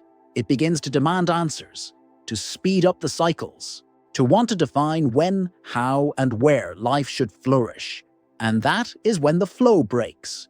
Because divine time does not respond to pressure. It does not bow to anxiety. It does not adapt to the mind's calendar. Divine time is like the time of a seed. It sprouts when the soil is ready, when the soil is fertile, when light finds space, when inner warmth replaces haste. And this does not depend on effort. It depends on vibrational maturity. It depends on your ability to trust in the invisible, even when it seems absent. Trying to control this time is, in practice, declaring to the universe that you still do not trust, that you still believe that if you do not make an effort, nothing will happen. And this vibration, even if wrapped in prayers, is scarcity. It is resistance. It is the type of energy that blocks what was already coming. Because the field does not deliver to those who demand it. It delivers to those who support, to those who prepare, to those who vibrate readiness with serenity. It is difficult to accept this when you are hurt, when the wait has already lasted too long, when the doors remain closed, when prayer finds no echo. But it is exactly in these moments that true awakening happens, when you understand that it is not about doing more, but about being more. About trusting more, about staying longer, about breathing deeper in the face of emptiness and saying, "Even so, I continue." This is the turning point. When you stop trying to control and start collaborating, when you stop being someone who demands time and become someone who honors time, who understands that each apparent delay is a synchronicity being aligned, that each silence is a root being strengthened, that each wait is a portal of growth. Divine timing does not fail. It just does not correspond to human logic. It moves by frequency, by alignment, by vibrational completeness. And as long as you're trying to rush what is still in gestation, the field does not open. But when you decide to trust, not out of submission, but out of wisdom, everything changes. Because divine timing cannot be forced, but it can be accessed. And access happens when control ceases. When faith stops being effort and becomes rest. When you understand that God's timing does not delay, He prepares. And what is to come always comes. At the exact moment when you stop demanding and start to truly be ready. The spiritual rebound effect. The more you try to accelerate, the more you vibrate scarcity. There is an invisible logic in the universe that often defies our will. It is the logic of energetic time, of silent maturation, of the flow that only reveals itself when you stop pushing. And in this logic, everything that is forced vibrates lack, vibrates urgency, vibrates need. And it is exactly this frequency that keeps what you want further and further away. Because what vibrates scarcity does not attract abundance. What vibrates desperation does not attract clarity. What vibrates control does not attract revelation. Acceleration, when born of fear, becomes an obstacle. You run more, do more, think more, search more, but inside you remain in the same place. Because your frequency is not changing. It is just repeating itself in other formats. You say you are acting with faith, but your vibration is screaming urgency. You claim you are ready, but your field is signaling insecurity. And the universe, with its absolute precision, responds not to words, but to vibration. This is the spiritual rebound effect. The more you try to force something to arrive, the more you emit the energy that it is not yet there. And the field, which is reflective, only returns this signal. It understands that you are still on the frequency of absence, not presence, of seeking, not dwelling, of wanting, not being. And so you enter a cycle where everything seems to be almost there, but never materializes. It is subtle, because in the material world, effort seems to work. You work harder, see results, dedicate yourself more, achieve goals. But in the spiritual realm, the metric is different. What you do matters less than the state in which you do it. The vibration behind the action is what defines whether it will open paths or close doors. Anxiety disguised as spiritual discipline is one of the biggest blocks to manifestation because it puts you in constant expectation. An expectation is often a desire with attachment, a desire that does not trust time, that does not accept the flow, that tries to manipulate the invisible to fit into the logic of the ego. And the ego, no matter how much it tries to appear awake, still vibrates separation, still vibrates fear, still vibrates effort as the only language of conquest. But true manifestation happens in the opposite of this. It is born from inner rest, from silent certainty, from the stable vibration that does not need to prove anything, that does not chase, that does not demand guarantees, that only sustains. And in this sustaining, the universe recognizes a frequency that it can reach because you are no longer chasing the future. You are inhabiting the now with such completeness that the future has no other option but to come to you. The spiritual rebound is, deep down, a teacher. It shows you where there is still hidden fear, where there is still haste disguised as faith, where there is still resistance dressed as action. And when you realize this, you stop, you breathe, you understand that less is more, that slow is deep, that silence is an answer, and that what you desire so much does not require more effort. It requires more truth, more presence, more vibrational confidence. Because the right energy does not run, it attracts. And it attracts because it already is, because it has already become, because it already vibrates what the universe is ready to deliver. Reprogramming exercise, the reverse, what if? To deconstruct sabotaging beliefs. The human mind has a subtle but powerful mechanism, anticipating the worst. It's as if, when faced with the unknown, it automatically projects scenarios of pain, failure, and rejection. What if it doesn't work out? What if I'm deluding myself? What if everything falls apart again? These questions, often silent, act as anchors that keep you vibrating in the field of fear, even when you pray with faith, even when you say you trust, because your unconscious remains alert. This thought pattern creates a confusing vibrational field. You desire the best, but imagine the worst. You affirm abundance, but fear loss. You ask for direction, but visualize blockage. And this dissonance keeps your reality stuck in what has already been, in what hurt, in what failed. The mind, trying to protect you, prevents you from accessing the new. And it is at this point that reprogramming becomes necessary. The reverse, what if, is a way of inverting the logic of fear. It is the conscious choice to install constructive possibilities in place of old limiting projections. Because if the mind is already accustomed to imagining scenarios, let it imagine new ones. Let it visualize cures. Let it project solutions. Let it create paths where before it only saw obstacles. What if it is already working, but I haven't seen it yet? What if divine timing is acting behind everything? What if this waiting is exactly what will make me stronger, more coherent, more prepared? What if God has already answered, but I am still learning to listen? These questions are not a denial of reality. They are an expansion of perception. They do not ignore challenges. They reveal other possibilities. They activate new neural pathways. They signal to the field that you are making room for the miracle.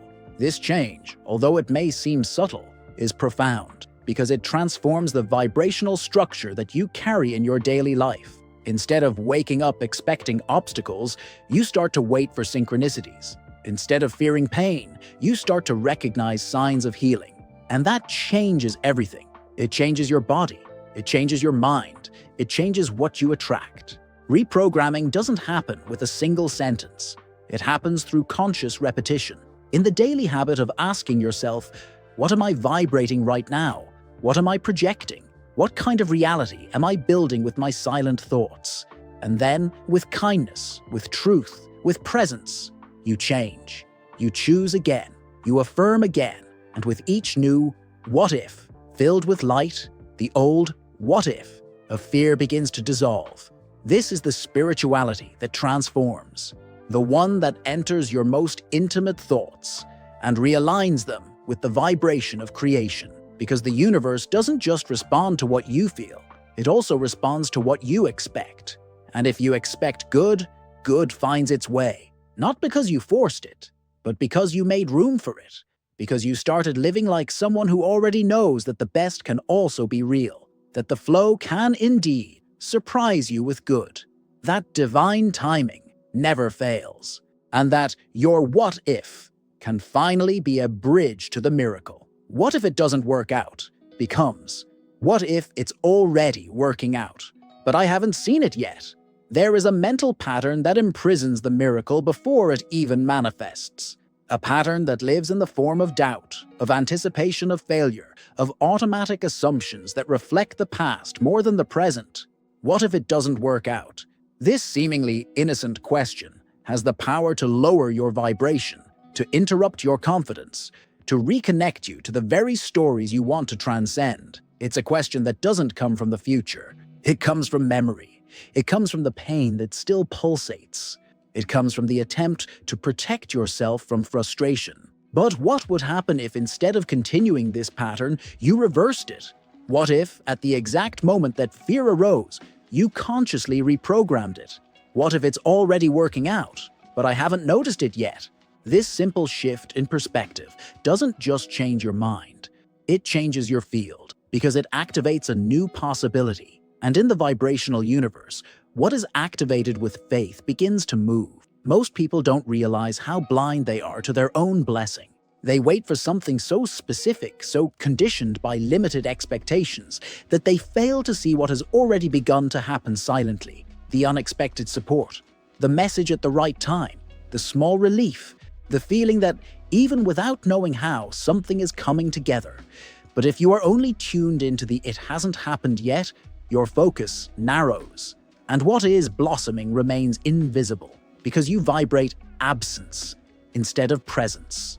The new question, what if it is already working, is not just optimism, it is spiritual lucidity. It is the ability to recognize that the invisible moves before the visible, that the field organizes itself before manifestation, that God responds first in vibration and only then in matter. And if you don't train your inner eyes, you miss the signs, you miss the small beginnings, you miss the dance of divine timing in action. This training is constant, because the mind, when accustomed to control, to trauma, to haste, returns to the old. What if not? And that is where consciousness must act, with compassion, with firmness, with presence. What if it doesn't work out? Can be replaced, not ignored, not repressed, but transcended, with gentleness, with truth, with the wisdom of someone who has already understood that doubt is not an obstacle, it is an invitation to choose, and that you can choose differently. You can choose to trust even without proof, to trust even without guarantees, to trust not because it is easy, but because it is consistent with the life you want to live. And each time you respond to doubt with light, the path aligns a little more. Time becomes more refined. The field opens up because you are no longer waiting for the right thing to happen. You are recognizing that it has already begun, that it is already here, that it is already vibrating, that it is already preparing you. Even when your eyes do not yet see it, your soul already feels it. And this, in divine timing, is more than enough for everything to continue to flourish, exactly as it should be. When prayer becomes vibrational self-sabotage, not all prayer is an act of faith. Not all prayer is an expression of trust. Sometimes prayer is born of fear, of desperation, of insecurity, and in this state, even wrapped in lofty words, it carries a vibration of scarcity. You say, "Help me, God," but what you vibrate is, "I can't do it alone." You say, "Guide my steps," but what you vibrate is, "I'm lost, worthless, without direction." The intention seems sacred, but the energy that sustains this prayer is of emotional urgency, not of spiritual presence. This type of prayer, even if well-intentioned, can turn into vibrational self-sabotage, because the universe doesn't listen to your words. It listens to what's behind them. It listens to your field. It listens to your body. It listens to the frequency of your emotion when you pray. And if this frequency is loaded with fear, doubt, and feelings of inadequacy, then prayer, instead of opening doors, keeps those same doors closed. It is like someone who, when asking for healing, constantly vibrates the presence of illness, or who, when asking for love, internally reaffirms that he is alone, or who, when praying for abundance, vibrates lack. The field cannot ignore this incoherence. It returns what you emit with greater force. And if your emotion is more intense than your intention, it is your intention that controls the result. The deepest invitation here is for you to reconfigure your way of praying, so that your prayer is no longer a desperate request, but a vibrational expression of someone who is already connected to what they desire. No longer, "Please give it to me," but "Thank you, because it is already manifesting." No longer, "Take this burden from me," but "Strengthen me to live this journey with wisdom." No more, "I don't know what to do anymore," but "I trust that even without knowing, I am being guided." This is not about denying suffering. It is about raising the vibration with which you present it to the divine. It is about consciously choosing the frequency of gratitude, surrender, presence, even in the midst of pain. Because prayer does not change God. It changes you.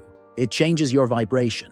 It changes the way you position yourself in the spiritual field. When you pray coherently, something changes. The body aligns. The mind becomes silent. The breathing deepens. The energy reorganizes. And then the prayer stops being a request for deliverance and becomes a channel of manifestation. You stop begging for the miracle and start vibrating as if you were already part of it. And this state is what opens paths, because the field responds to living faith, to embodied faith, to faith that doesn't need to prove anything. It just sustains. And sustaining is the most powerful prayer there is. The prayer of fear, how to pray for deliverance while vibrating danger, attracts the opposite. Many pray for protection. They ask for deliverance. They plead for peace. But they do so with their bodies tense, their hearts alert, their minds full of dangerous scenarios. The gesture is spiritual. The intention is true. But the vibration is one of threat. And this creates a field of contradiction, because even though they cry out for light, the energy that is emitted is one of shadow. And the field, as always, responds not to what is said, but to what is felt.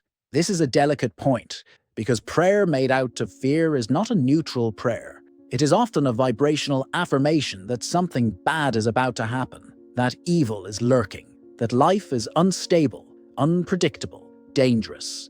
And this, even without realizing it, puts you in a state of permanent alert, a state that, energetically, is interpreted by the universe as a constant request for vigilance, as if, instead of trusting the flow, you were asking to resist chaos. Praying out of fear attracts the opposite of peace, because it anchors the mind in that which is feared, even if the verbal request is for protection. Imagination, feeling, vibration are linked to danger. And where your vibrational focus is, there is your reality, because what is repeated in the emotional field becomes, sooner or later, manifestation. It is necessary, therefore, to re-educate prayer, not to make it less sincere, but to make it more coherent. It's not about pretending that there is no fear, but about not allowing fear to be the ruler of your frequency. You can feel fear and still choose a vibration of trust. You can recognize your vulnerability and still emit a frequency of protection that you have already received. You can ask for deliverance and at the same time vibrate presence, gratitude, firmness, faith. True prayer is born from the center, and the center is not the place of escape, it is the place of presence. When you pray as someone who's already safe, as someone who already trusts, as someone who already feels protected, the field aligns. Because it understands that you are no longer vibrating a lack of protection, but a fullness of connection. And that changes everything, because the danger you feared is no longer the protagonist. Faith begins to occupy the space of command. The language of the field is not the sound of words, but the vibration of the heart.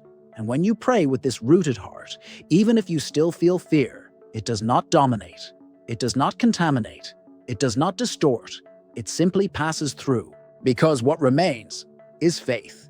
And faith, when sustained with truth, does not only protect, it transforms, it calms, it opens, it strengthens. It becomes, in itself, the greatest deliverance, because it frees you from the worst danger of all, that of living at war with the invisible, when the invisible is already ready to welcome you, in peace, in silence, in trust. The metaphor of the magnetic field. You are a magnet, not a passive receiver. There is a mistaken idea that many carry about spirituality, that we are empty vessels waiting for the divine to fill us, as if we were glasses waiting for water, bodies waiting for blessings, destinies waiting for meaning. This image creates a posture of spiritual passivity, as if the universe were an external place that decides, from the outside, what we will be allowed to live. But the vibrational truth is different. You are not a receiver, you are an emitter, a magnetic field that attracts exactly what it is willing to sustain. You don't receive what you ask for, you attract what you vibrate. And this completely transforms the way you relate to your desires, your prayers, your intentions. Because when you understand that you are a magnet, you stop waiting for reality to come to you and start adjusting your frequency to become compatible with the reality you desire. The metaphor of the magnetic field shows us that the energy you emit in your thoughts, emotions, actions creates a field around you. This field organizes, attracts, repels, connects. It doesn't respond to what you pretend to feel. It doesn't respond to what you want to appear to feel. It responds to what is rooted, to what you constantly carry, even when you don't realize it. And this emission is constant. You emit it when you wake up and think, another difficult day. You emit it when you look in the mirror and feel that it is still not enough. You emit it when you do something out of fear and not out of presence. And this field, as sensitive as it is precise, shapes your experience based on these signals. But if this scares you, it also liberates you. Because if you are a magnet, then you can change. You can reposition yourself. You can realign. You can learn to emit a higher, more coherent, more expansive frequency, not with words, not with effort, but with vibrational truth, with practices that reorganize your internal state, with choices that reinforce what you want to sustain, with silences that reconnect you to what is essential. The field responds to who you are, not to what you appear to be. And this means that the deepest spiritual work is not to convince the divine, but to cleanse your magnet, to remove from it the fears that still vibrate scarcity, the beliefs that still vibrate limitation, the wounds that still vibrate separation. Because a clean field does not need to ask, it only attracts, because it has already become what it wants to live. This is true vibrational spirituality, not the kind that waits for miracles, but the kind that aligns with them, not the kind that begs for an answer, but the kind that tunes into the truth. Because when the magnet is adjusted, reality has no choice. It comes, it finds, it manifests itself, exactly at the same frequency as what you have already silently become. You do not attract what you ask for, you attract what you emit. In many spiritual paths, there is a belief that the right request, made with the right words, at the right time, can move the heavens, as if there were an invisible formula to convince the divine. But spiritual life does not respond to the performance of the request. It responds to the frequency that you sustain. It responds to the vibration, to what you emit continuously, not only at the moment of prayer, but in the silence of your days. Because the field of creation is not guided by requests. It is guided by resonance. You can ask for abundance and still emit scarcity. You can ask for love and still vibrate with fear of being rejected. You can ask for healing and still carry the identity of pain. And the universe, precise and sensitive as it is, does not deliver what you want. It delivers what you confirm, what you reaffirm with your most constant thoughts, with your deepest emotions, with your most frequent choices. This is not punishment. It is vibrational accuracy. It is the natural reflection of a universe that operates through coherence, because it is not about deserving. It is about compatibility. You do not receive what you want. You receive what corresponds to your dominant vibration. This is one of the most difficult and most liberating truths of the inner journey. Difficult because it demands responsibility. Liberating because it gives you back your power. From it, you understand that prayer cannot be just a cry for help. It needs to be an act of reconnection. That affirmation cannot be just a repetition. It needs to be a vibrational state. That desire cannot be just imagined. It needs to be sustained with presence. And this is only possible when you start to observe what you are emitting, when you are not asking for anything, when you are just living. Because that is where your real frequency lives. It is in automatic thought, in recurring feelings, in daily actions, that the true field that you offer to the universe is revealed. But this does not condemn you. It reveals you. Because if you recognize that you are emitting fear, insecurity, doubt, then you can transform. You can choose again. You can reorient your vibration. And this does not happen by force. It happens by lucidity, by practice, by a loving decision to become someone who vibrates what they want to live. You do not attract what you ask for. You attract what you emit. And what you emit can be changed, not overnight, but with each interrupted thought, with each accepted emotion, with each conscious action, because the vibration that you carry is built. And by rebuilding it, you stop begging for miracles and start inhabiting them, because they have always been attracted to frequency. And the right frequency is the one that vibrates truth with silence, with wholeness, with presence. Invisible error. You are not waiting for the opportunity. You are running away from responsibility. There is a type of waiting that is not sacred, a type of patience that is not born of faith, but of escape. A waiting that, although it seems spiritual, hides a silent refusal to commit to what one wants to live. The mind repeats, "I am waiting for my time." The heart says, "I do not feel ready yet." But behind these words lives a subtle fear of assuming the responsibility that accompanies the opportunity. Because every real blessing carries with it a demand, a call to maturity, an invitation to action, a light but non-negotiable burden that comes with the gift.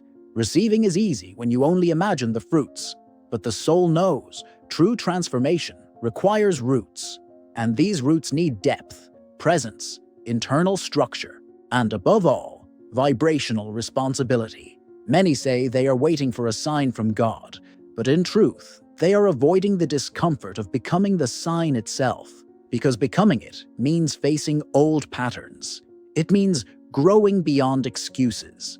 It means dealing with the discomfort of leaving the place of the one who asks, to take the place of the one who acts, of the one who carries, of the one who sustains. Running away from responsibility is a natural mechanism of the ego, because responsibility demands renunciation. It demands consistency. It demands more conscious choices.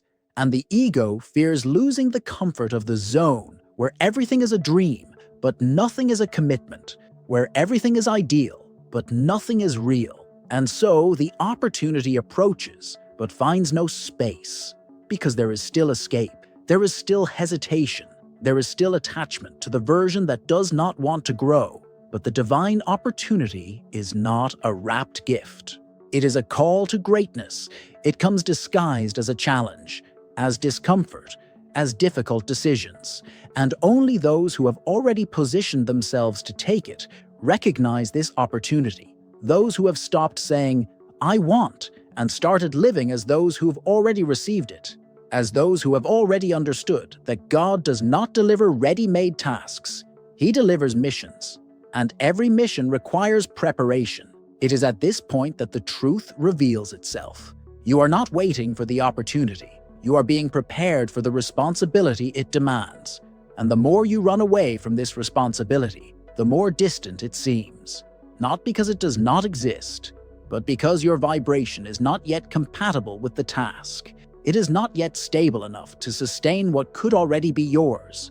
This error is invisible because it hides behind pretty phrases, behind lofty speeches.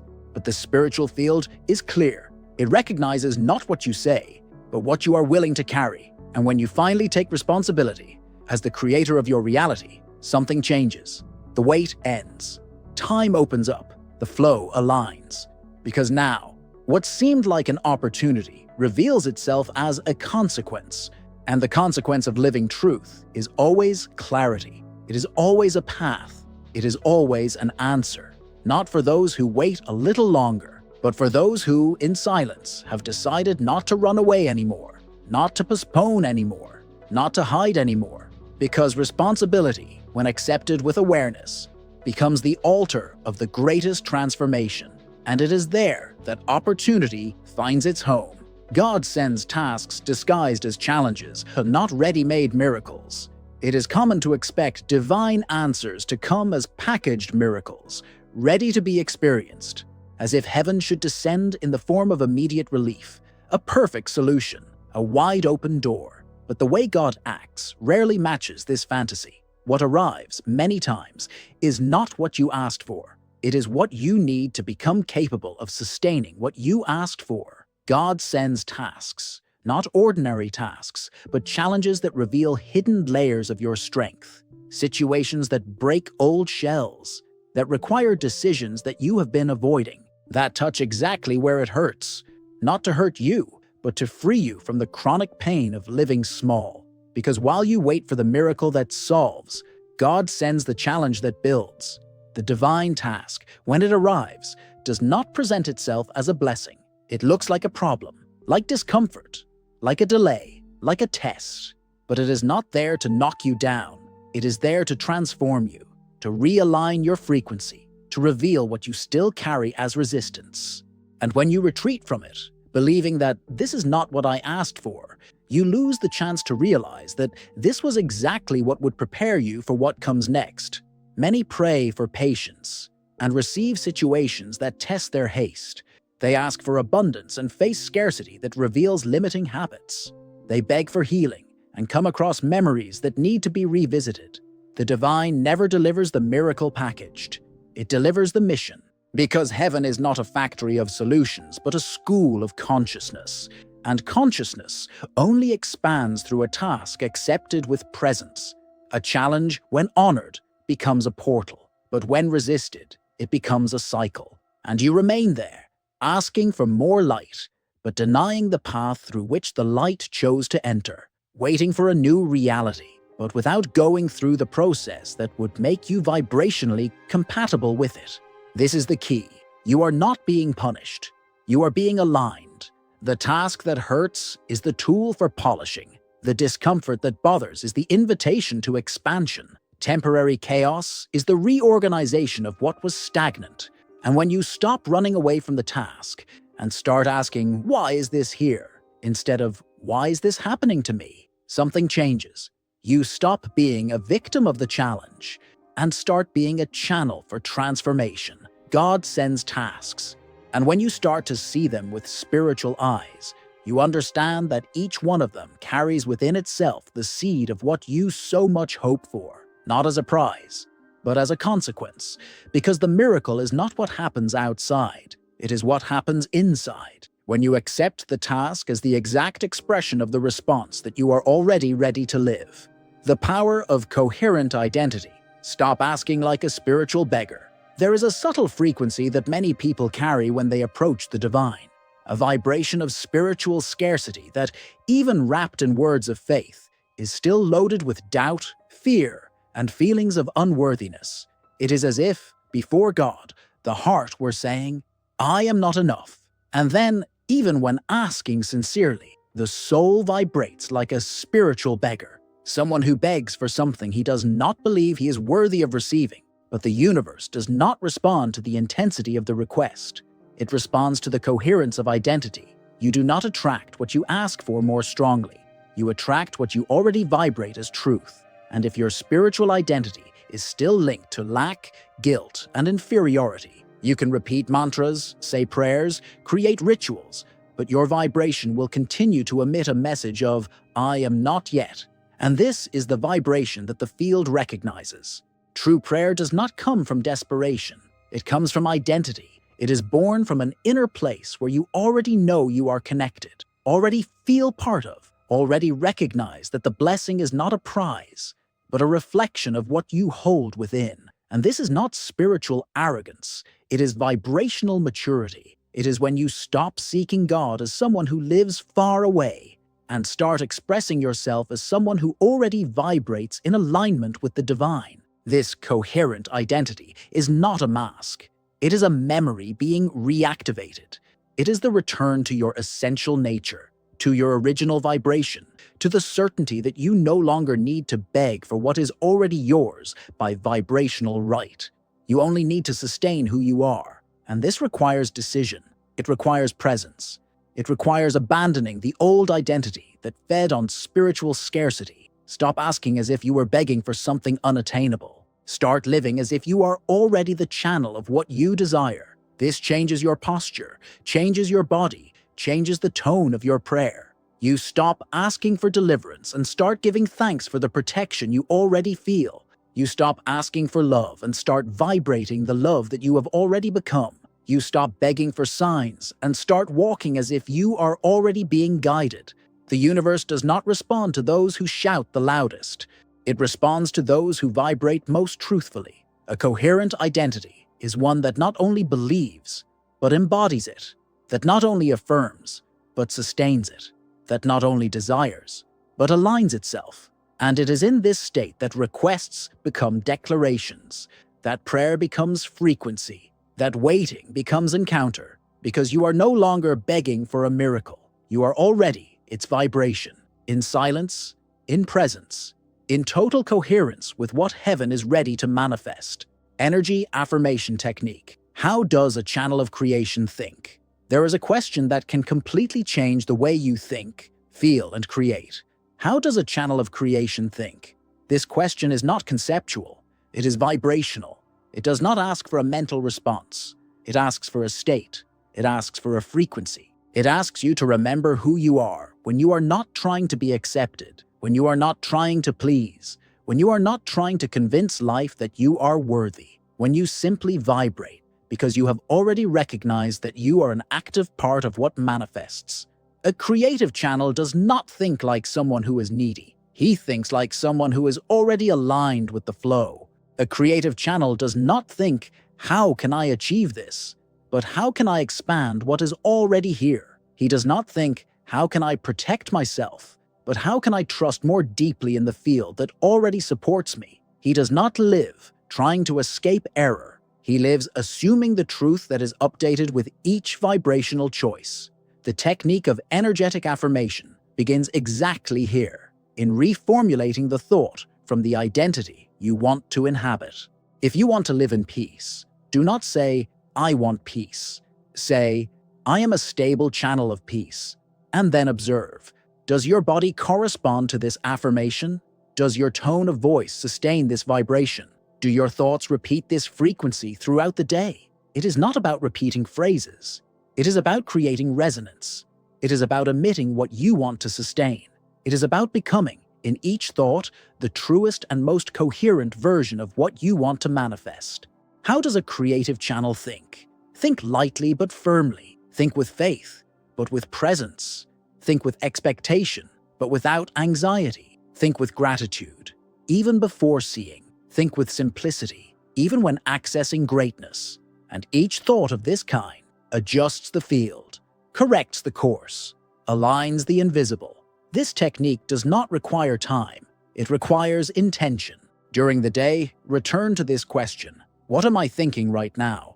And is this thought worthy of a channel of creation? If it is not, rewrite it, reaffirm it, reposition your mind with love, because a mind that reprograms itself changes everything around it. It is not magic. It is adjusted vibration. It is continuous alignment. It is you telling the universe, without words, I am ready to live as who I already am. Because the channel of creation does not beg, does not accelerate, does not dramatize.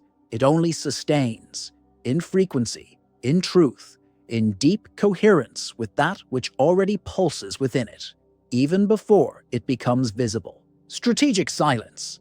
Why the absence of response is also a response. For many, silence is uncomfortable. It feels like absence, rejection, uncertainty. And when this silence comes from heaven, when prayers do not echo, when signs do not reveal themselves, the soul becomes restless. It begins to doubt, to interpret the absence as punishment, to believe that perhaps it is no longer connected. But what few realize is that silence is not a spiritual void. It is a field of reorganization. It is a response in the form of a pause that does not paralyze. It prepares. Silence is the interval between what you asked for and what you are becoming. It does not happen by chance.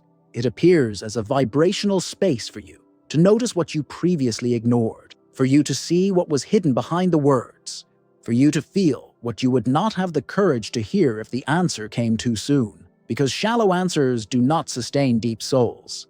And if what you asked for requires depth, then heaven will respond with silence before responding with sound. It is in this silence that you begin to build presence, to identify how attached you were to the return, how much your request carried expectation, not trust, how much your prayer was, deep down, a contract with the outcome, and not an actual surrender. And this, although painful, is precious, because it reveals, because it cleanses, because it realigns. The absence of an answer is often the most accurate answer the universe can give you. It says, not yet, or not that way, or even more profound, you're asking the wrong question, but it doesn't say it in words. It says it in time, in sensation, in perception, in emptiness that, if you have the courage to inhabit it, becomes revelation.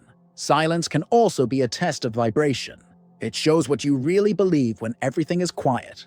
It asks, do you still trust? Do you still vibrate presence? Do you still hold your truth even without proof?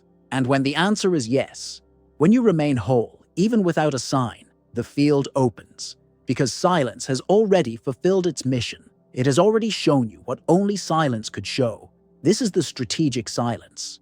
Not the silence of indifference, but the silence of divine intelligence. A silence that listens to you more than you listen to it. A silence that does not ignore you, it prepares you. Because what is to come demands this preparation. And those who know how to listen to silence never again need to doubt God's timing. When God is silent, it is time to build, not to give up. There are times when everything seems suspended. The prayer is made, and there is no echo. The intention is clear, and nothing moves. The heart cries out, and the sky seems silent. In this interval, many give up. They stop believing. They stop trying. They stop feeling, because they interpret God's silence as absence, as rejection, as abandonment. But silence is not a sign of refusal. It is the highest call to spiritual maturity. It is the call to build, even without applause, to plant, even without a forecast of harvest, to vibrate, even without an immediate return. Silence is the time for inner building. It is the time when the foundations of a new reality are formed. Because there are structures that can only be built in silence, when there is no distraction, when there is no external sign, when all that remains is the presence with oneself. And that is when true transformation happens, not as a spectacle, but as a root. Giving up in silence is losing the opportunity to become what the request demands, because every desire carries within itself a vibrational demand. It asks for a version of you that is still under construction. And if you stop building because you are not hearing an answer, you lose the chance to vibrate at the frequency that would make the answer descend. Because the divine does not only deliver what you want, it delivers what you are capable of sustaining. Building in silence is an act of mature faith. It is living as someone who already knows that they are being guided, even when they do not feel it. It is choosing coherence, even without confirmation. It is affirming presence, even in absence. And this is not religiosity. It is vibration. It is a field being strengthened. It is frequency being stabilized so that what is to come finds structure. When God is silent, He is not absent. He is observing your vibration when there is nothing to comfort you, when there is no visible miracle, when all you have is you. And if in that moment you continue building, continue vibrating, continue sustaining your truth, then something activates. The field recognizes it. The frequency is completed. And the answer comes. Do not give up in silence. It is fertile soil. It is a golden opportunity. It is the time where the invisible molds you for the visible that is approaching. And when that visible arrives, you will understand that the silence was not absence. It was preparation. It was construction.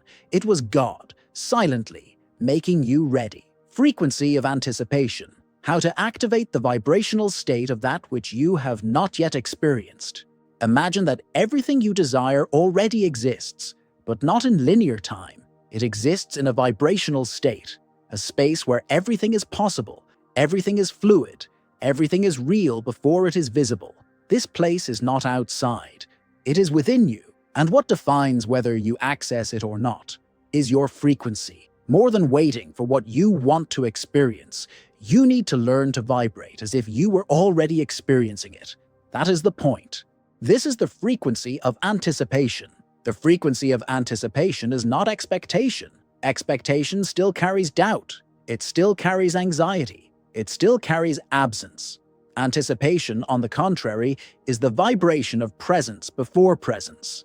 It is when your energy is already aligned with the future reality, before it materializes.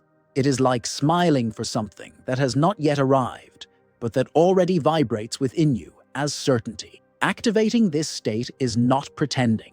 It is allowing. It is entering the field of what is already true in the soul, even if it does not yet have form in the world. When you activate the frequency of anticipation, your body changes. Your field reorganizes. Your words gain a different cadence. Your actions reflect a confidence that does not require external confirmation. You become what you desire before you see it. And that is why you see. But this requires deep presence. It requires that you let go of the need to know how and when. It requires that you accept that time does not bend to desire, but to the maturity of vibration. And as long as you wait in fear, you continue to vibrate absence. But when you begin to wait with presence, you begin to vibrate manifestation. Vibrational anticipation is the secret of those who experience constant miracles, because they do not live waiting for something to change. They live in tune with the reality they already feel, even without evidence. And the universe, sensitive to coherence, responds. Because there is no longer a distance between the request and the channel. There is no longer a separation between desire and the state of being. Everything is already united in vibration. This frequency is not activated with effort.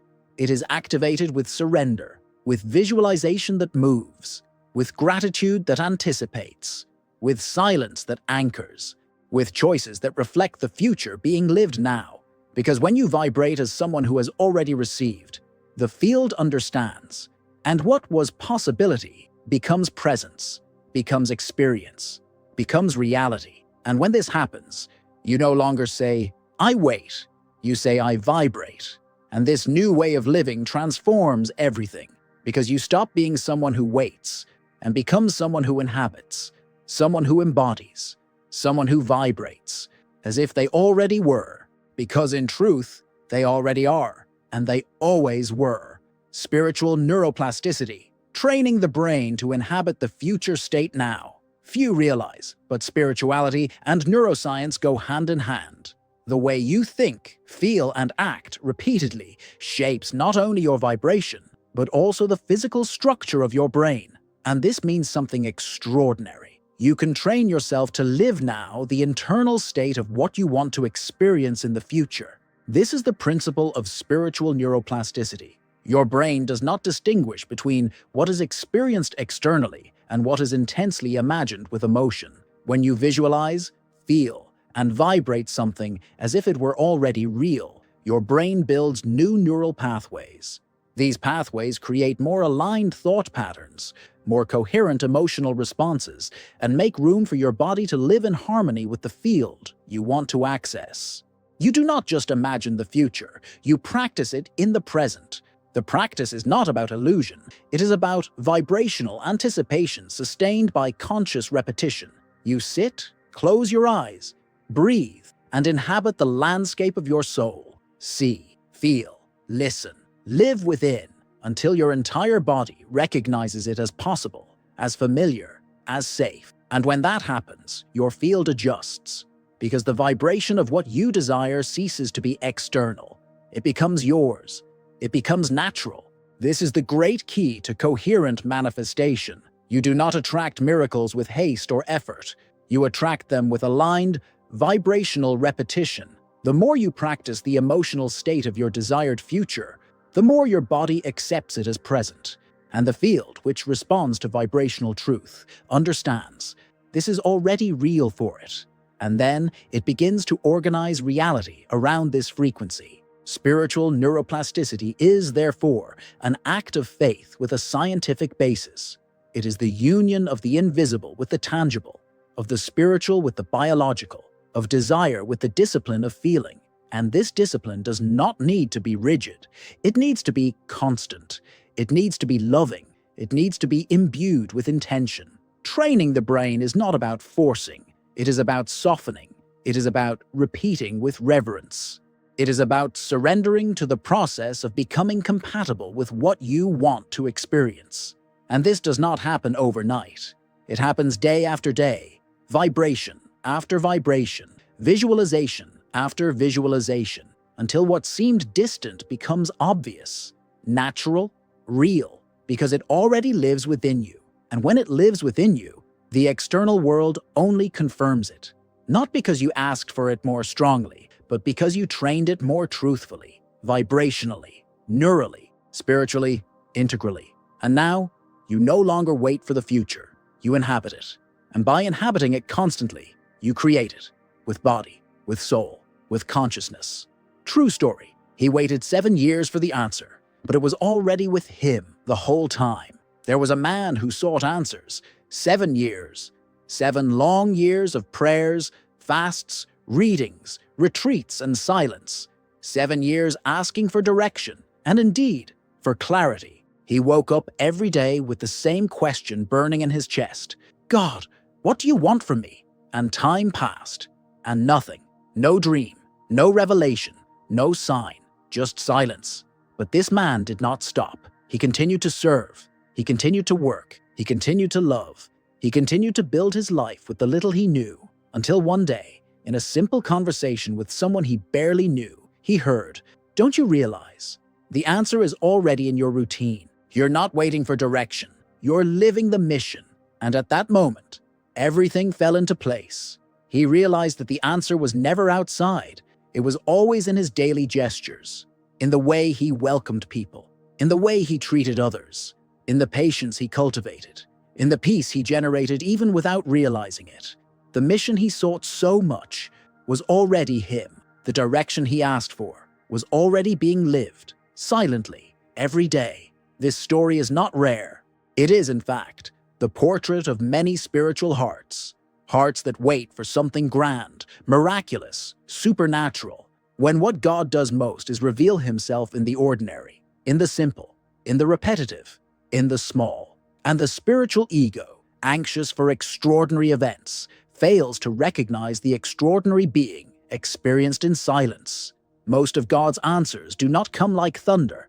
They come as a feeling of coherence, as inner relief, as peace that cannot be explained. And often, the mission you are waiting for is what you are already accomplishing without realizing it. In the way you care, how you surrender, how you remain, how you choose to love even without any return. This is a mission. This is a purpose. This is a living response. Waiting is not a problem. The problem is when, in the wait, you deactivate your perception, when you seek something so specific that you do not realize how much the divine is already moving around you, how much you're already vibrating on the right path, even without all the rational answers. And perhaps the answer is already the path. Maybe not a new word, but a new look at what already is. Because the truth is that you don't need more signs. You need more presence. You need to recognize yourself as part of the answer that is coming. And when you do that, time stops mattering. Urgency dissolves. And the journey reveals itself, not as waiting, but as continuous revelation. You are not waiting for God's plan. You are already living it, even if you don't know it, even if you don't understand it, even if it seems like little. In the end, it is everything, because it is you, being what He has entrusted. The paradox of spiritual vision, blocked by fear of acting. Spiritual vision does not reveal itself all at once. It opens as the soul moves, as you act, even without seeing everything. And here is the paradox. Many wait for clarity to act, when, in fact, it is action that brings clarity. The map does not appear while you are standing still. It reveals itself as you walk, one step at a time, one yes at a time, one risk at a time. But fear paralyzes. It says, wait a little longer. You're not ready yet. What if you make a mistake? And while you wait for a complete, safe, guaranteed vision, the opportunity passes. The revelation is silent. The energy is blocked. Because the universe does not respond to hesitation. It responds to movement, even if timid, even if uncertain, even if afraid. Blocked spiritual vision is not a lack of gift. It is excess control. It is the need to guarantee the end before beginning the beginning. But spirituality is not a plan of safety. It is a field of trust. And trust is accepting to walk with little light, because the light you have now is already enough for the next step. And it is this step that opens the next one. Not before, not after, now. You don't need to see everything. You need to feel what is already ready to be lived. And even if fear is present, it does not need to command. It can walk alongside. It can be welcomed. It can even shout. But it cannot decide, because what decides is faith. And faith, when lived with presence, does not need perfect vision. It needs vibrational coherence. It needs surrender. It needs a soul willing to live what it already knows, even if it cannot explain it. The paradox is this: only those who act can see. Only those who let go can move forward. Only those who take risks can receive. And when you break this cycle of paralysis, something opens up, the fog dissipates, the flow returns. Not because you have overcome fear, but because you have crossed it. And in this crossing, the channel is cleared, vision returns, and the invisible finally becomes tangible. Don't wait to see everything anymore. Start moving like someone who already trusts. And the path, as always, will reveal itself with each step of faith. Mental model for transmuting urgency into presence. Spiritual urgency. This is a common vibrational state among conscious seekers. A deep, almost desperate longing for answers, for movement, for change. It's as if the heart were saying, I need it now. I can't wait any longer. Either it happens, or I'll collapse. But this urgency, however understandable it may be, rarely manifests what is sought. Because the universe does not respond to desperation disguised as faith. It responds to the vibration of presence. Presence is not inertia. It is active surrender. It is when you are fully in the now, even while you long for the future. It is the point where you do not abandon your dreams, but also do not use them as an excuse to be absent from yourself.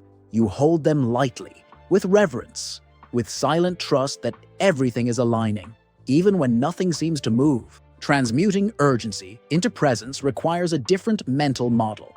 A model that does not ask, when will it happen, but affirms, if it is true for me, it is already in motion. That does not vibrate, please, universe, but breathes, thank you, universe. That does not accelerate, but anchors. That does not dramatize, but feels.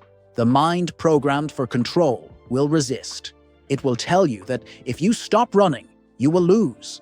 It will scream that if there is no hurry, there will be no progress. But the soul knows haste is the enemy of true manifestation, because what is meant to be does not need to be pushed. It needs to be sustained. In this new mental model, you begin to live as if you were already in the process, and the process ceases to be something you endure and becomes something you honor. Urgency gives way to trust. Anxiety gives way to perception. And what was once a demand becomes communion. Everything changes when you stop pressing time and begin to truly inhabit the now, because it is in this now that you adjust the field, refine the vibration, reprogram the body, and then, effortlessly, reality begins to respond. Not because you shouted louder, but because you became silent at the right point. And there, between silence and presence, divine timing manifests itself with precision. Urgency is not the problem. The problem is living in it. Healing begins when you take a deep breath, release the vibrational tension, and say to the universe, I am here, and that is enough for the next step to happen. And it does, because presence is always the first miracle. Breathing plus visualization. Technique: convert anxiety into vibrational grounding. Anxiety is not just mental, it is vibrational. It distorts the field, accelerates the internal rhythm, fragments the perception of the present. And when this state is prolonged, no matter how much you desire something, the field becomes disorganized. You start to vibrate fragmentation, not construction, scarcity, not confidence, misalignment, not manifestation. But there is a way, a simple, direct, profound way, a point of return that begins with breathing. Because breathing is the only mechanism that stands between the physical body and the energy field. It is the bridge. And when used with awareness, it has the power to regulate, reorganize, restart. Not by magic, but by vibrational coherence. The technique is delicate and powerful. Breathe deeply, slowly. Bring your attention to the air coming in and going out. No rush, no effort, just presence. Now, as you breathe, visualize a golden light descending from the top of your head, gently touching the center of your chest, expanding throughout your body. Imagine this light spreading through your arms, your abdomen, your legs. Feel how it grounds you. Stay in this state. With each exhalation, release tension. With each inhalation, receive stability. And as this light becomes established, bring into your field the image of what you want to experience. But without urgency, see it as if it were already happening. See yourself walking lightly, feeling peace, touching what you want to manifest with gratitude, not in a hurry. This visualization, combined with breathing, is not just a mental exercise. It is a vibrational reorganization. It takes your energy out of the field of anxiety and repositions it in the field of manifestation, because you stop searching and start vibrating as who you already are. And this, on the energetic plane, changes everything. Anxiety loses its strength when you ground, when you return to your body, when you honor the now, when you stop resisting time. Because in the present, there is no absence. In the present, there is power. And when you access this power with truth, the field recognizes it, the vibration aligns, and what seemed distant begins to come closer. Breathing is silent prayer. Visualization is vibrational preparation, and together, they make your body the sacred space where the miracle begins. Not in the future, but now, in this instant, with this air, with this image, with this decision to not just wait, but to sustain. Because the miracle does not come to those who run, it comes to those who land, and you have just landed. What nature teaches about divine opportunity. Nature is in no hurry. It does not rush. It does not demand. It does not demand anything of itself, but it never stops. It never backs down. It never doubts. Everything in it blooms in its own time. Everything in it matures at the right pace. And perhaps the greatest lesson it offers is this: everything that is true does not force, but it also does not stagnate. It just grows, silently, constantly, deeply. The flower does not scream for spring to come.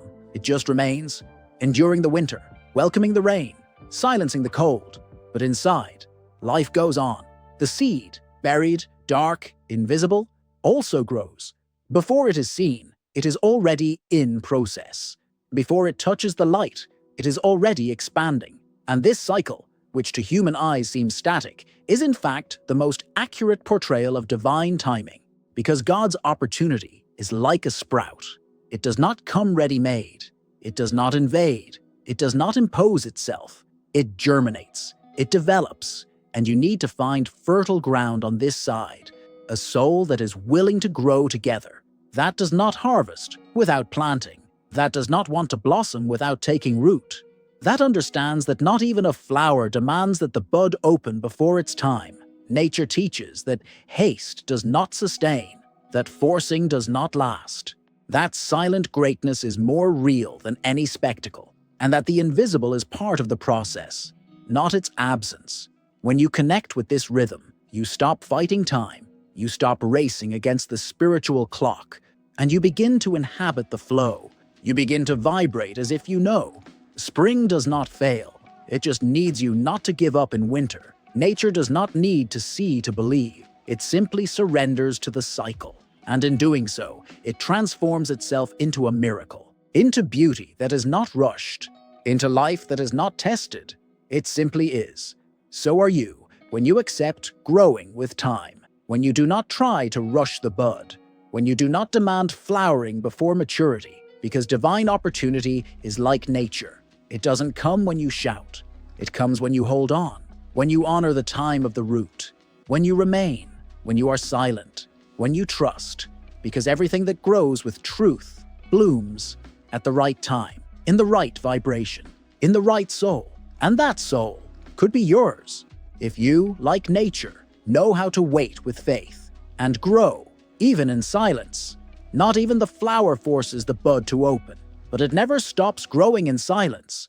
There is something sacred in the patience of the flower, something that teaches more than 1,000 books, because it, even in the face of time, waiting, and the absence of applause, continues to grow.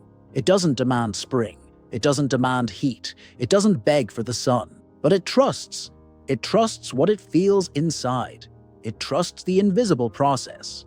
It trusts that even when everything seems to be at a standstill, life is acting. The flower doesn't question the bud.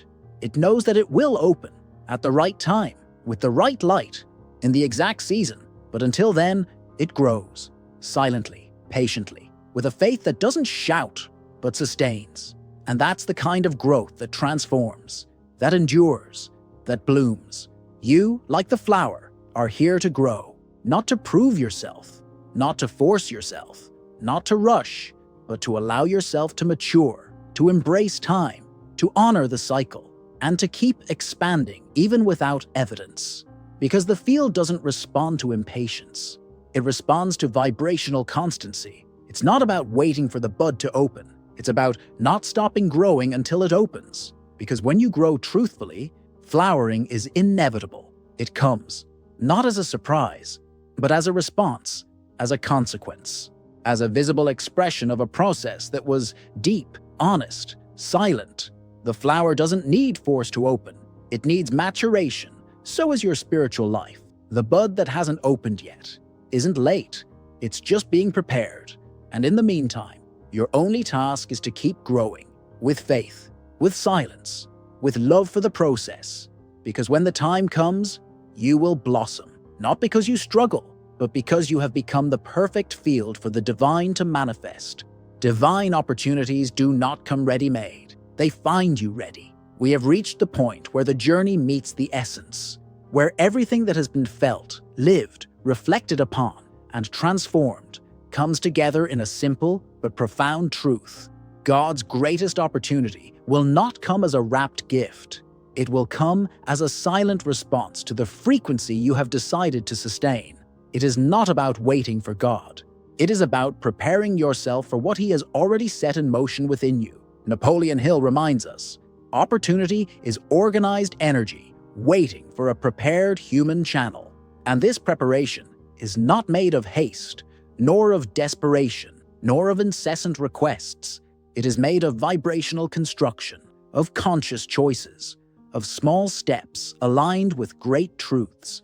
Because God does not act in haste. God acts in coherence.